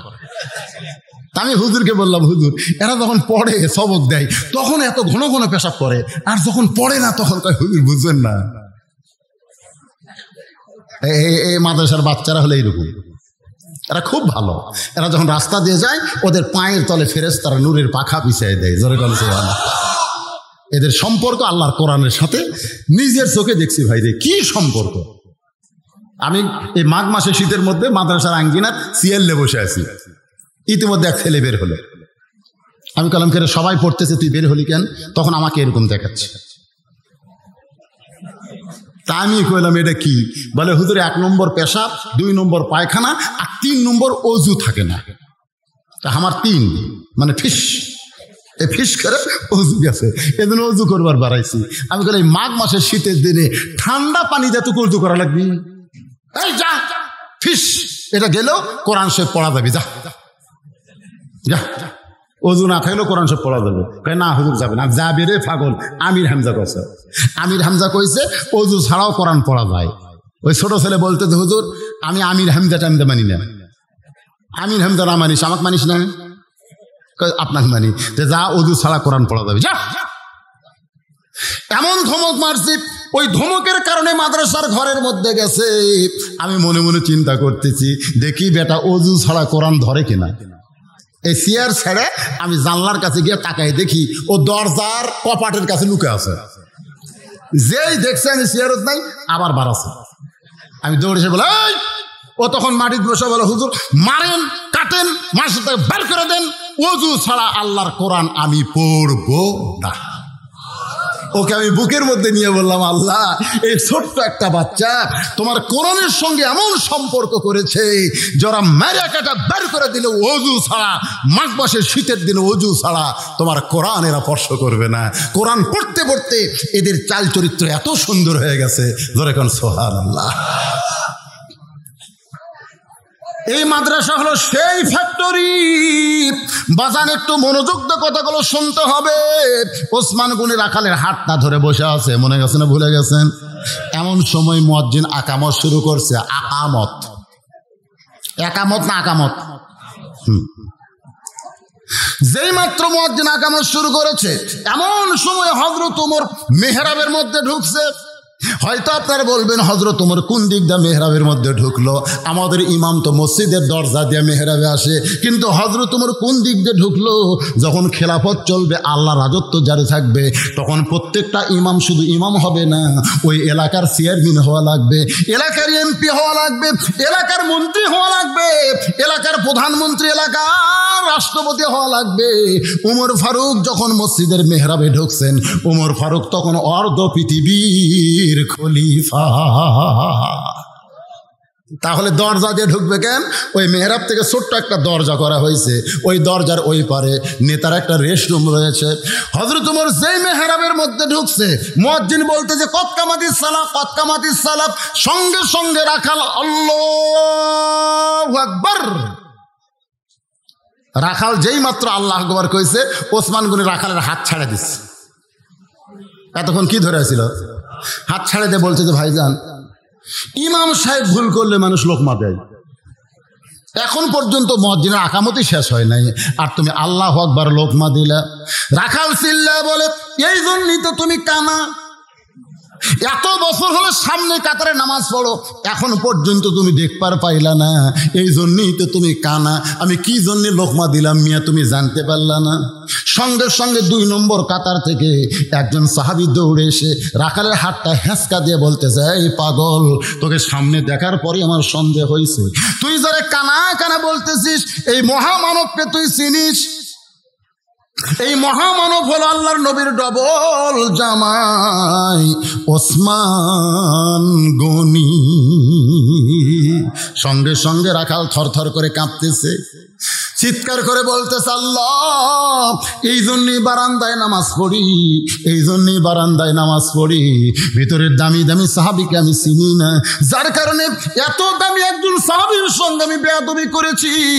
আমি ভিতরের কাউকে চিনি না ভাই, আমি বারান্দায় নামাজ পড়ি, আমি সামনে কাতারে দাঁড়াইছি কেবলমাত্র ওই পথিকের কারণে। ওই পথিক আমারে কইছে, ওমর ফারুকের দিকে এরকম আঙ্গুল দেখায় বলতেছে, ওই পথিক আমার সর্বনাশ করছে। ওই পথিক আমারে কইছে, তোমরকে যদি দেখবার চাও তাহলে সামনে কাতারে দাঁড়াইলে মেহরাবের মধ্যে তাকাবা, যেই মানুষটা ইমামতি করবে সেই মানুষটি হলো হযরত ওমর। আমার দুনিয়াতে কেবলমাত্র একটাই মাত্র চাহিদা হলো, মহামানব হযরত ওমরকে আমি দেখতে চাই। সেই ওমরকে দেখার জন্য বারান্দা বাদ দিয়ে সামনে কাতারে দাঁড়াইছি, কিন্তু সামনে কাতারে দাঁড়ায় ওমরের জায়গায় যদি ওই পথিককে আমি দেখতে পাই, তাহলে তোমরাই বলো, লোকমা দেওয়া ছাড়া তোমার উপায় নাই। আমি আল্লাহু আকবার লোকমা দিয়ে ওই পথিককে মেহরাব থেকে সরাইয়া দিব, ওই জায়গায় হযরত ওমরকে আমি এক নজর দেখতে চাই। হাজার হাজার সাহাবীরা কান্দে, সমস্ত সাহাবীরা যখন পাগলের মতন কাঁদতেছে, রাখাল চিল্লায় বলে, বারান্দায় নামাজ পড়া ভালো, এই ভিতরে কেন কান্দা কান্দি শুরু হয়ে গেল? ওসমান গনি বলে, রাখাল ভাই, ভিতরে সাহাবীরা কান্দার কারণ হলো তুমি যারা পথিক পথিক বলতেছো, তিনি হলেন হযরত ওমর। গাছের গোড়া কাটলে গাছটা যেমন ঠাস করে পড়ে যায়, রাখাল মেহরাবের মধ্যে তেমন পড়ে কাটা মুরগির মতন ছটফট করতেছে আর বলতেছে, আমির আল মুমিনিন, আমি আপনাকে তওবা পড়াইছি, আমি আপনাকে মুনাফিক কইছি, আমি আপনাকে ভণ্ড কইছি, এত কথা বলেছি আমির, অধম রাখালকে আপনি কিছুই বলেন নাই। সমস্ত সাহাবীরা চিল্লায়ে বলে, কে রে মেহরাবের মধ্যে, কে রে, কারে তওবা পড়াইছে, কারে মুনাফিক কইছে, কারে ভণ্ড কইছে? সমস্ত সাহাবীরা যখন হট্টগোল শুরু করেছে, এই বেটা কে রে, কার সামনে কথা বলতেছে? যে রাস্তা যে গেলে 40 দিন শয়তান যায় না। আল্লাহ নবী বলেছেন, আমার পরে কেউ যদি নবী হতো লাউকানা ওমর, যার শানে আল্লাহ কোরআনের 23টা আয়াত নাজিল করেছে, তারে কে তওবা পড়াইছে, কে মুনাফিক কইছে, কে ভণ্ড কইছে? সমস্ত সাহাবীরা যখন চিল্লা চিল্লি, এমন সময় হযরত ওমর এভাবে জোড়া হাত করে বলতেছেন, আতিউল্লাহ ওয়া আতিউর রাসূল ওয়া উলিল আমরি মিনকুম, আল্লাহর আনুগত্য করো, নবীর অনুসরণ করো, আমি যদি তোমাদের আমির হই আমাকে কি তোমরা মানো? সমস্ত সাহাবী বলে, 100 বার 1000 বার মানি। সুবহানাল্লাহ। ওমর ফারুক বললেন, তাহলে মসজিদের মধ্যে হট্টগোল করো না, চিল্লা চিল্লি করো না, যেই বেটা আমারে তওবা পড়াইছে, আমারে মুনাফিক কইছে, আমারে ভণ্ড কইছে, এমন দাবি মেহরাবের মধ্যে করতেছে, নামাজের পরে এর বিচার হবে। তোমরা কি বলো? আকামত যখন হয়ে গেছে, আগে নামাজ না আগে বিচার? সমস্ত সাহাবীরা বললেন, আমির আল মুমিনিন, বর্তমানে এই শয়তানের বিচার দেখবারই আমরা চাই। আপনার তওবা পড়ানোর কথা কয়, আপনার মুনাফিক, আপনার ভণ্ড কয়, এর বিচার না দেখে আমাদের কলজার তো শান্তি নাই। ওমর ফারুক বললেন, আকামত যখন হয়ে গেছে, আগে নামাজ, নামাজের আগে কোনো কাজ করা যাবে না। আগে কি? জরবেন আগে কি? ফজরের 2 রাকাত ফরজ নামাজ পড়ানোর পরে আমি ওমর আল্লাহর আইন দিয়ে বিচার করতে চাই। ওমরের আইন না আইন কার? তোমরা কি দেখবা? সমস্ত সাহাবীরা বলতেছে, মনে মনে আজকের নামাজ যদি একটু তাড়াতাড়ি হতো, তাড়াতাড়ি আমরা বিচার দেখতে পারতাম।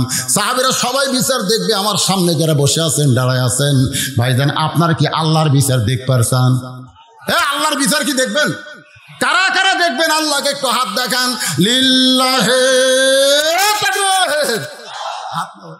বাংলাদেশে আল্লাহর বিচার আছে? মানুষের তৈরি করা আইন দিয়ে বিচার পরিমণি জামিন পায়, পরিমণি জামিন পায়, আর আলেম ওলামারা বিনা অপরাধে জেলখানায় একজনেরও জামিন নাই। জোরে কোন কথা ঠিক? আমরা বাংলাদেশে মানুষের আইনের বিচার দেখেছি, আজকে দেখব আল্লাহর আইনের বিচার। দেখবেন না ভাইজান? এই বিচার দেখতে গেলে ফজরের ফরজ নামাজ মাত্র 2 রাকাত। জোরে বলেন, কয় রাকাত? এই 2 রাকাত নামাজ পড়ানোর পরে ওমর ফারুক সাহাবীদের নিয়ে এই 2 রাকাত নামাজ আদায় করবে। আপনাদের কাছে আমি জানতে চাই, কয় মিনিট লাগবে? ও যে আঙ্গুল দেখায় কি কয় মিনিট? 1 মিনিট, 5 মিনিট, মানে যাই যেমন তাই হিসাব করতেছে তেমন, ঠিক না? আসলে বর্তমানে আমরা যে হারে তারাবি শুরু করব কয়েকদিন পরে, সেই হিসাবে কয় মিনিট লাগবে? আমার এলাকার এক মসজিদের মুসল্লিরা ইমামকে বলতেছে তারাবি এশা বেতের সব মিলে 35 মিনিট,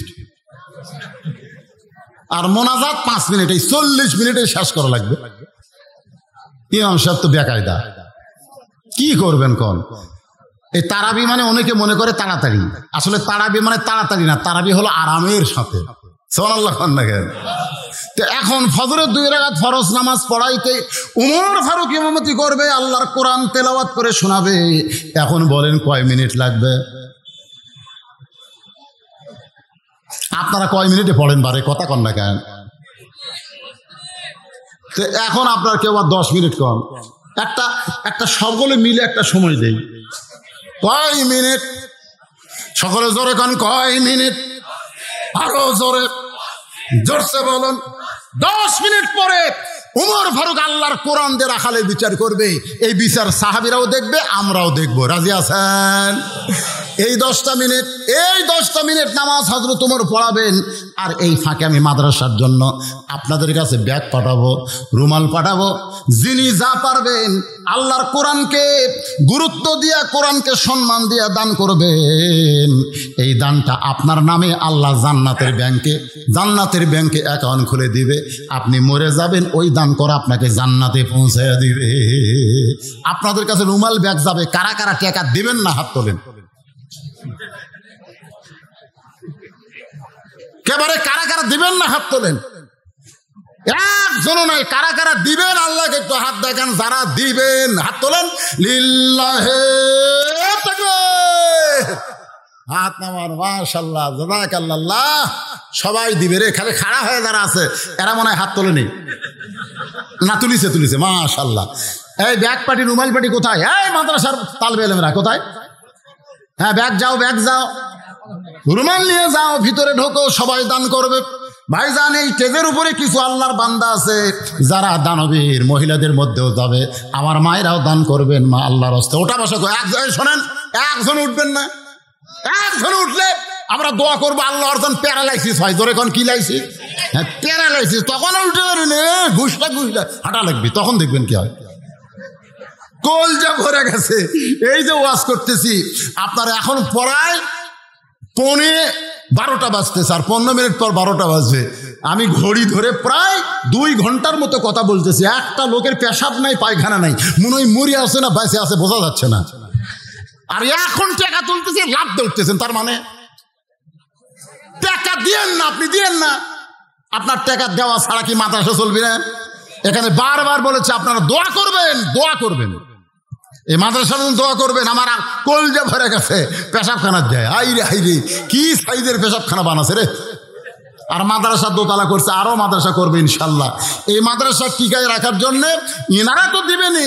আমার এক ভাই বলছে ব্যবসা খারাপ যাচ্ছে। ব্যবসা সবসময় খারাপ যাবে না, ইনশাল্লাহ ভালো হবে ইনশাল্লাহ।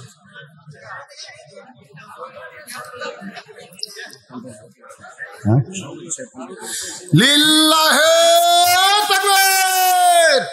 আজকের মাহফিলের সম্মানিত সভাপতি সাহেব 50,000 টাকা ধরে বলেন মারহাবা।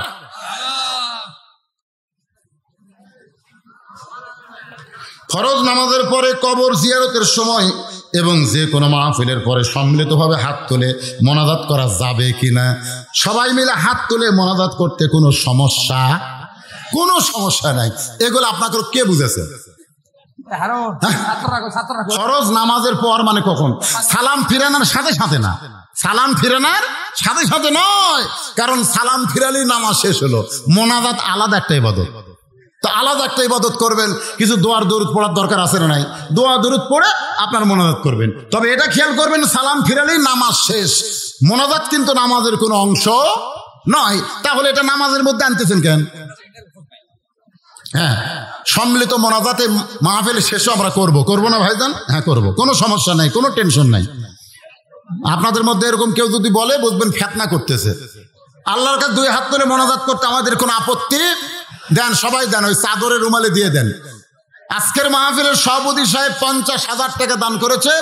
মাদ্রাসার সভাপতি আছে, সেক্রেটারি আছে, ক্যাশিয়ার আছে, সুধীজন আছে। সুধীজনকে আমি বলবো, এই সময় এরা এত চিল্লাচিল্লি শুরু করলো কে রে? আয় হাই রে, এরা কুত থেকে বার হলো রে।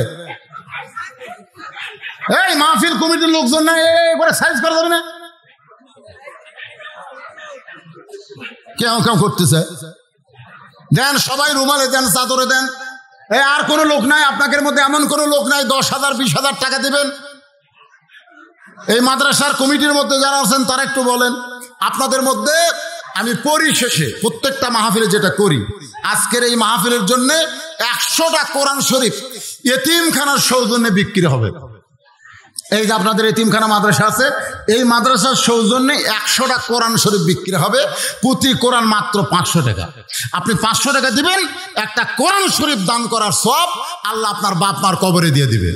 যদি বাপ আপনার হায়াত আল্লাহ বাড়ায় দিবে, যদি এরপরেও যদি আল্লাহ আপনার হায়াত আল্লাহ বাড়ায় দিবে। একটা কোরআন শরীফ মাত্র 500 টাকা আপনি দান করবেন এই মাদ্রাসায়, আপনার আল্লাহ হায়াত বাড়ায় দিবে।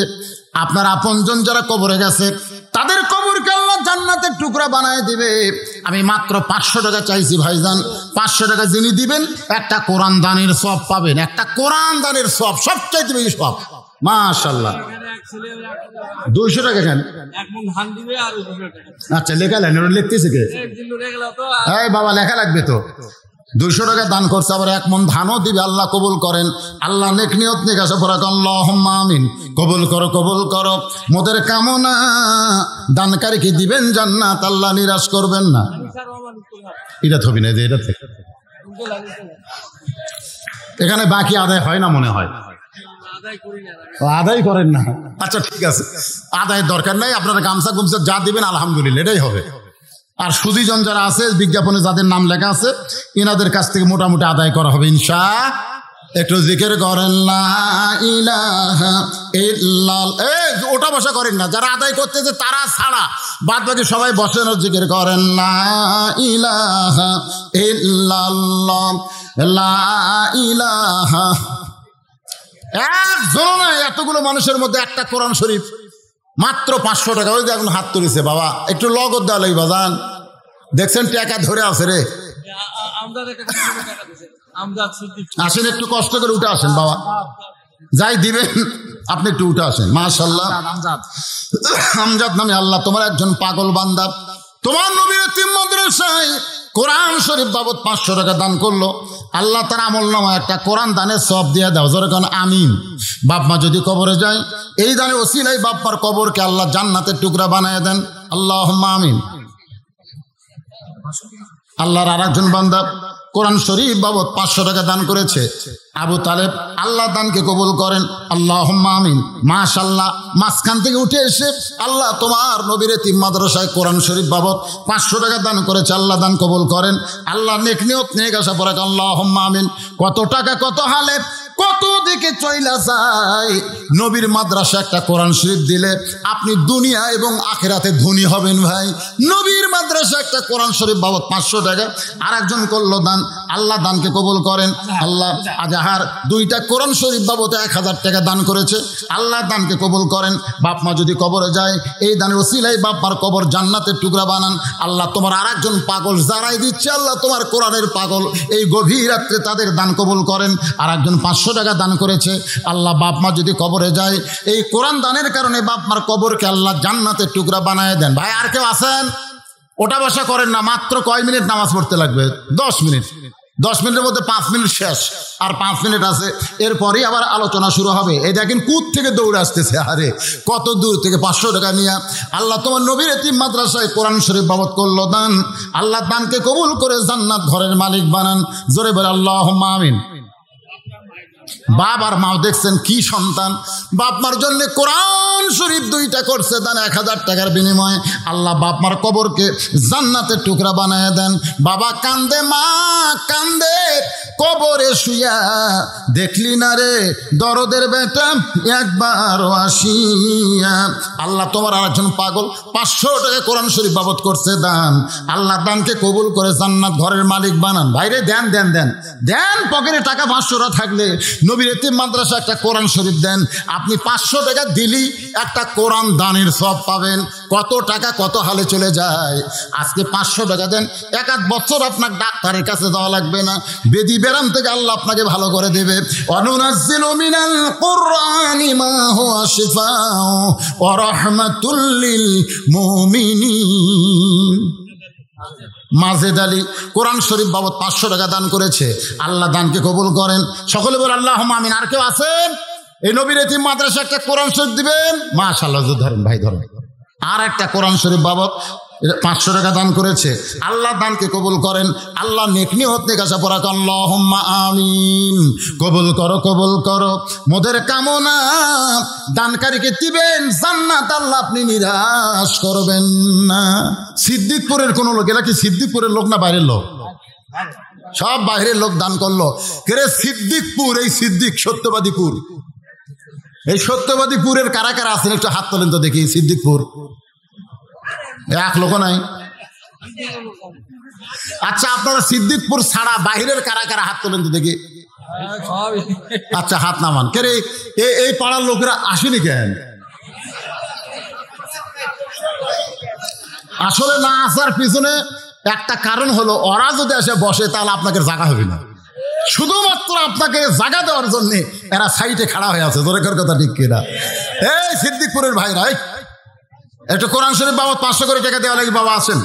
আর একজন আল্লাহর বান্দা কোরআন শরীফ বাবদ 500 টাকা দান করেছে, আল্লাহ দান কবুল করেন। আল্লাহ নেক নিয়ত নেক আশা পূরা করেন। সকলে বলে আমিন, জোরে বলে আল্লাহুম্মা আমিন। কোরআন শরীফ বাবদ আল্লাহ তোমার একজন পাগল 500 টাকা দান করেছে, আল্লাহ দান কবুল করেন। ভাইজান, সবচাইতে বড় দান আল্লাহ নবীর এতিম মাদ্রাসা একটা কোরআন। পকেটে টাকা থাকার পরে এই দান যারা করতে পারলেন না, আপনারা ঠকে গেলেন ভাই, ঠকে গেলেন।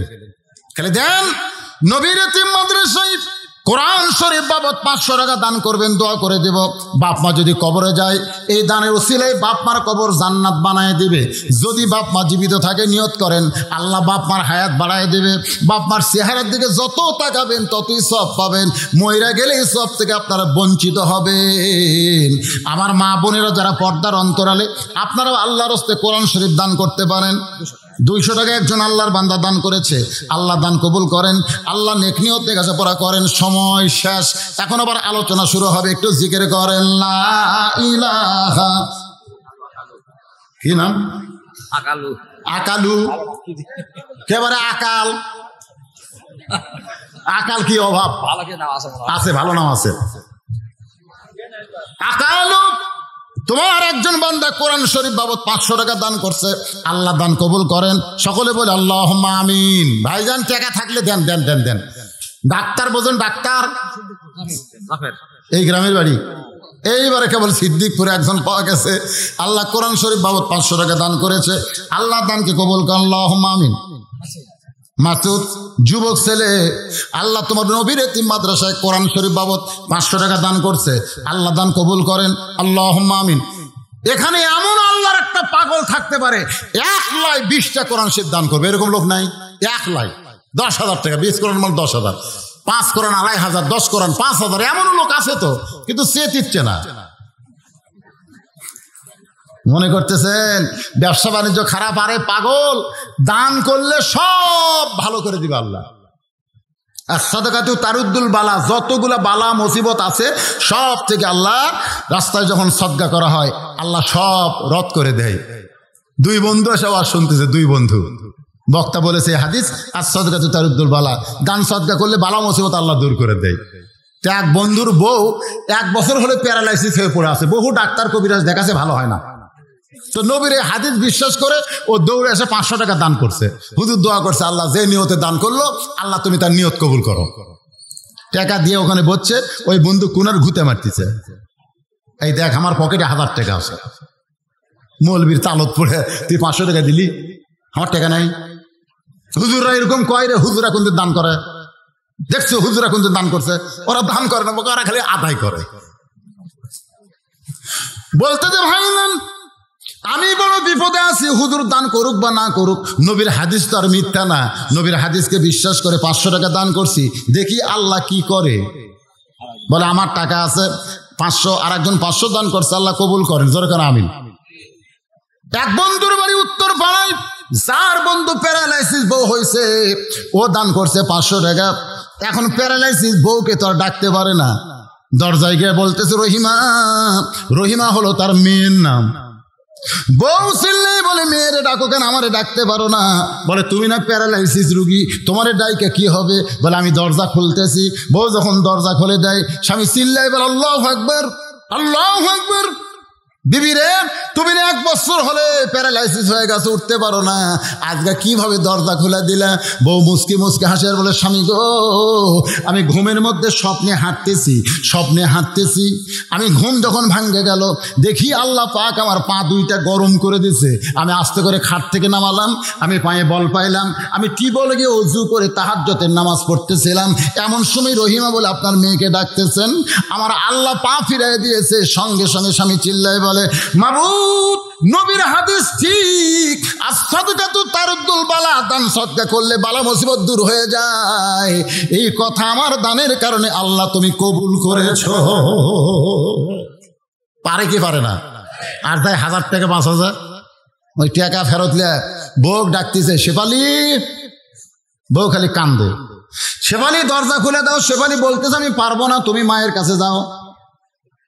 মা যে ঘরে ঘুমাই, জানলায় গিয়ে বলতেছে মা একটু দরজা খুলে দাও।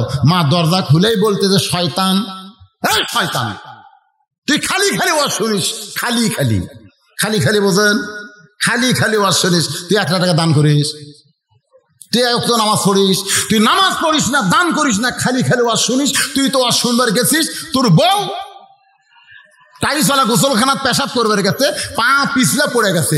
ও মারে বাবারে কেউ চিল্লে উঠছে, আমি আর তোর বাপ শান করে তুলে খাটে বসে গেছে। যা শয়তান। বইয়ের কাছে আসে কি হয়েছে গো?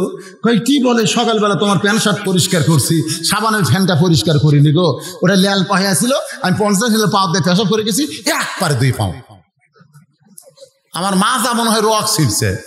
ওই কিন্তু 1000 টাকা বেচা বাড়িতে গেছে, ধরে কোন কথা ঠিক কিনা।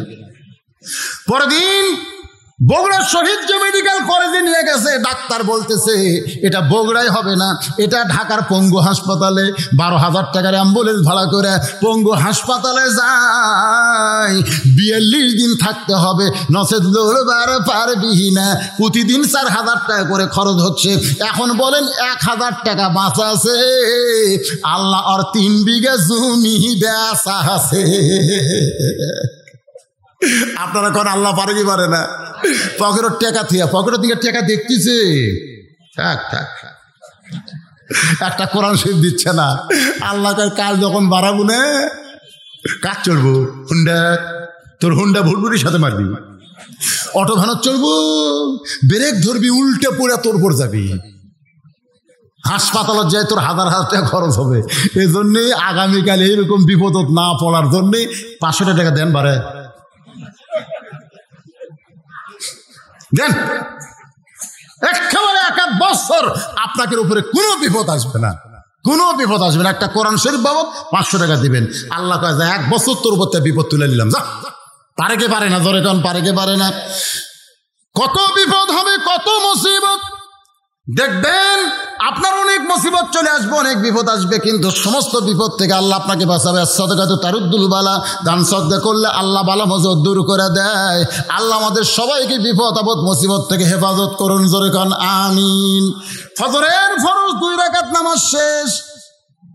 বাজান একটু মনোযোগ দিবেন। 2 ওয়াক্ত নামাজের সালাম ফিরায় নবী সাহাবীর দিকে মুখ ঘোরায়। একটা হলো ফজর আর একটা হলো আসর।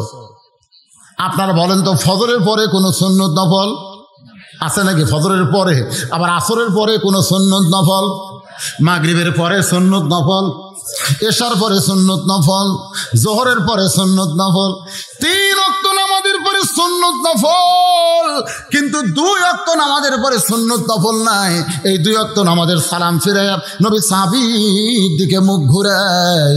এখন নবীর সুন্নতে হযরত ওমর সাহাবীর দিকে মুখ ঘুরাইয়া দাঁড়িয়ে গেলেন।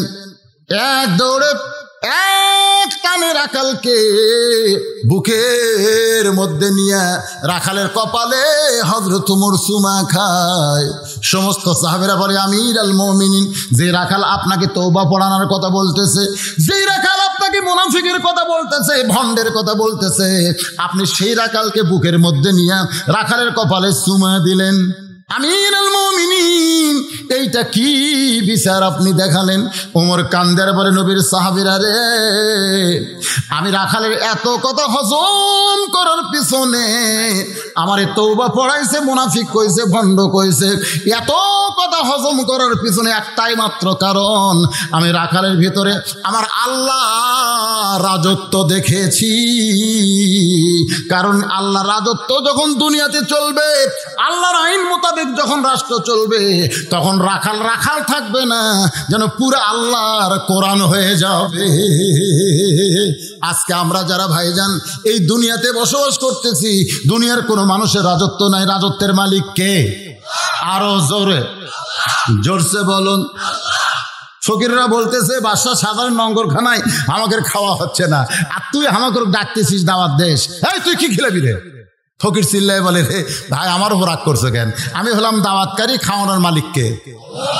আল্লাহর কথা কয়নি, খাওয়ানোর মালিক একজন আছে। বিশ্বাস যদি করো তাহলে আসো, না হলে আসো না। সব ফকির কয় মনে মনে বাদশাহ সাধারণ নঙ্গরখানা এ আটা ঘাঁটি আর কতদিন খামরে, সত আমাকে ভাই দাওয়াত দিল। ফকিরের দাওয়াত বিশ্বাস করেনি, কৌতূহলে সব ফকির আসা দেখে ফকিরের ভাঙ্গা বাড়ির ভিতর থেকে সুগন্ধ বের হয়ে আসতেছে। জোরে কোন সুবহানাল্লাহ। সব ফকির নাক টান, ফকির সমস্ত ফকিরকে বলতেছে ভাইজান বসো। সমস্ত ফকির বসে গেছে। এবার ফকিরের সামনে সাদা সফেদ সুন্দর রুটি আর হালুয়া দিয়ে বলতেছে আল্লাহুম্মা বারিক লানা ফিমা রাযাকতানা ওয়া কিনা আযাবান্নার। বিসমিল্লাহ বারাকাতিল্লাহ বলে খাওয়া শুরু করো। যখন রুটি লাগবে তখন বলবে সুবহানাল্লাহ, আর যদি না লাগে তাহলে বলো আলহামদুলিল্লাহ। এটাই হলো মালিকের নিয়ম। সব ফকির খাইতেছে আর বলতেছে বাদশাহ সাধারণ নঙ্গরখানার মধ্যে কোনো স্বাদ নাই, আজকে ফকিরের যে খাওয়া কি স্বাদ পাইলাম ভাই। সমস্ত ফকির রুটি হালুয়া খাওয়ার পরে এবার ফকির দৌড়ে গিয়ে বউকে বলতেছে বউ রে বস্তার খবর কি? যেই বস্তায় 1 মাস ধরে খাবার চাইছিলে সেই বস্তার খবর কি? ফকিরের বউ বলে স্বামী গো একটাবার বস্তার কাছে আসেন, এতগুলো মানুষের জন্য রুটি তৈরি, হালুয়া হলো, হালুয়া তৈরি হলো, রুটি তৈরি হলো, এখন পর্যন্ত বস্তার কিছুই কমে নাই। আমা তুনফিকু মিন শাইইন ফি সাবিলিল্লাহি ওয়াফা ইলাইকুম ওয়া আনতুম লা তুজলামুন। ফকির বলতে দেখে রে যদি বস্তার কিছু না ফুরাই তাহলে আবার দাওয়াত দেই। এই ফকিরা রুটি হালুয়া কেমন লাগলো? জীবনে এত স্বাদের খাওয়া খাই নাই, পরে সন্ধ্যার দাওয়াত দিলাম, আগাম দাওয়াত। আবার খাওয়ানোর পরে যাই কয় খবর কি? কয় যেমন বস্তা তেমনি আছে। ওমা তুনফিকু মিন শাইইন ফি সাবিলিল্লাহি ওয়াফা, ওয়াফা মানে কি? আল্লাহ আবার ফিরিয়ে দেয়। জোরে কান সুবহানাল্লাহ। 3 দিন, জোরে কান কয় দিন? বাদশাহ সাধারণ নঙ্গরখানার বাবুর্চি আর সাগিদার, বাদশাহ সাধারণ নঙ্গরখানার বাবুর্চি আর সাগিদার কে বল যাবো না। 3টা দিন হলে পাক হচ্ছে কিন্তু একটা ফকিরও নাই, খালি পাক করতেছি, রুটি হালুয়া ফেলে দিচ্ছি। বাদশাহ সাধারণ কয় কে রে আমার দেশের ফকির কি সব অনশন ধর্মঘট করলো নাকি? সৈন্যদের পাঠায় যে খুঁজলে দেখো তো ফকির গুলো কোথায়। সমস্ত সৈন্যরা খুঁজে খুঁজে দেখে একটা ভাঙ্গা বাড়ির চারিদিকে ফকিররা মিছিল করতেছে। কি মিছিল? সুবহানাল্লাহ আলহামদুলিল্লাহ লা ইলাহা ইল্লাল্লাহ, সুবহানাল্লাহ আলহামদুলিল্লাহ লা ইলাহা। সৈন্যগুলো বলে রে ফকিরেরা বাদশাহ সাহেবের নঙ্গরখানা বাদ দিয়ে তোমরা কোন ভাঙ্গা বাড়ির চারিদিকে মিছিল করো? তোমরা কি না খায়া খায়া মরবা নাকি? ফকিরদের মধ্যে একজন চিল্লায় বলে রে সৈন্যরা চেহারার দিকে তাকায় দেখতো খাওয়ার সাইজ না না খাওয়ার সাইজ। হালালান তাইয়িবান রিজকান, জোরে কান সুবহানাল্লাহ। আপনারা বলেন তো হালাল খাদ্যের মধ্যে পাওয়ার আছে না নাই? যারা হালাল খাবার খায় তাদের ইমানের পাওয়ার আল্লাহ বাড়ায় দেয়। তারা অন্যের সঙ্গে আপোষ করে না, বাতিলকে উচ্ছেদ করার জন্য তারা যুদ্ধ ঘোষণা করে। জোরে কর কথা ঠিক কি না? আর যে শালারা হারাম খায় জীবন বাঁচান ফরজ, জীবন বাঁচান। তুমি যত চেষ্টা করো তোমার জীবন বাঁচাবার পারবা না, যত চেষ্টা করো জীবন বাঁচান পারবো।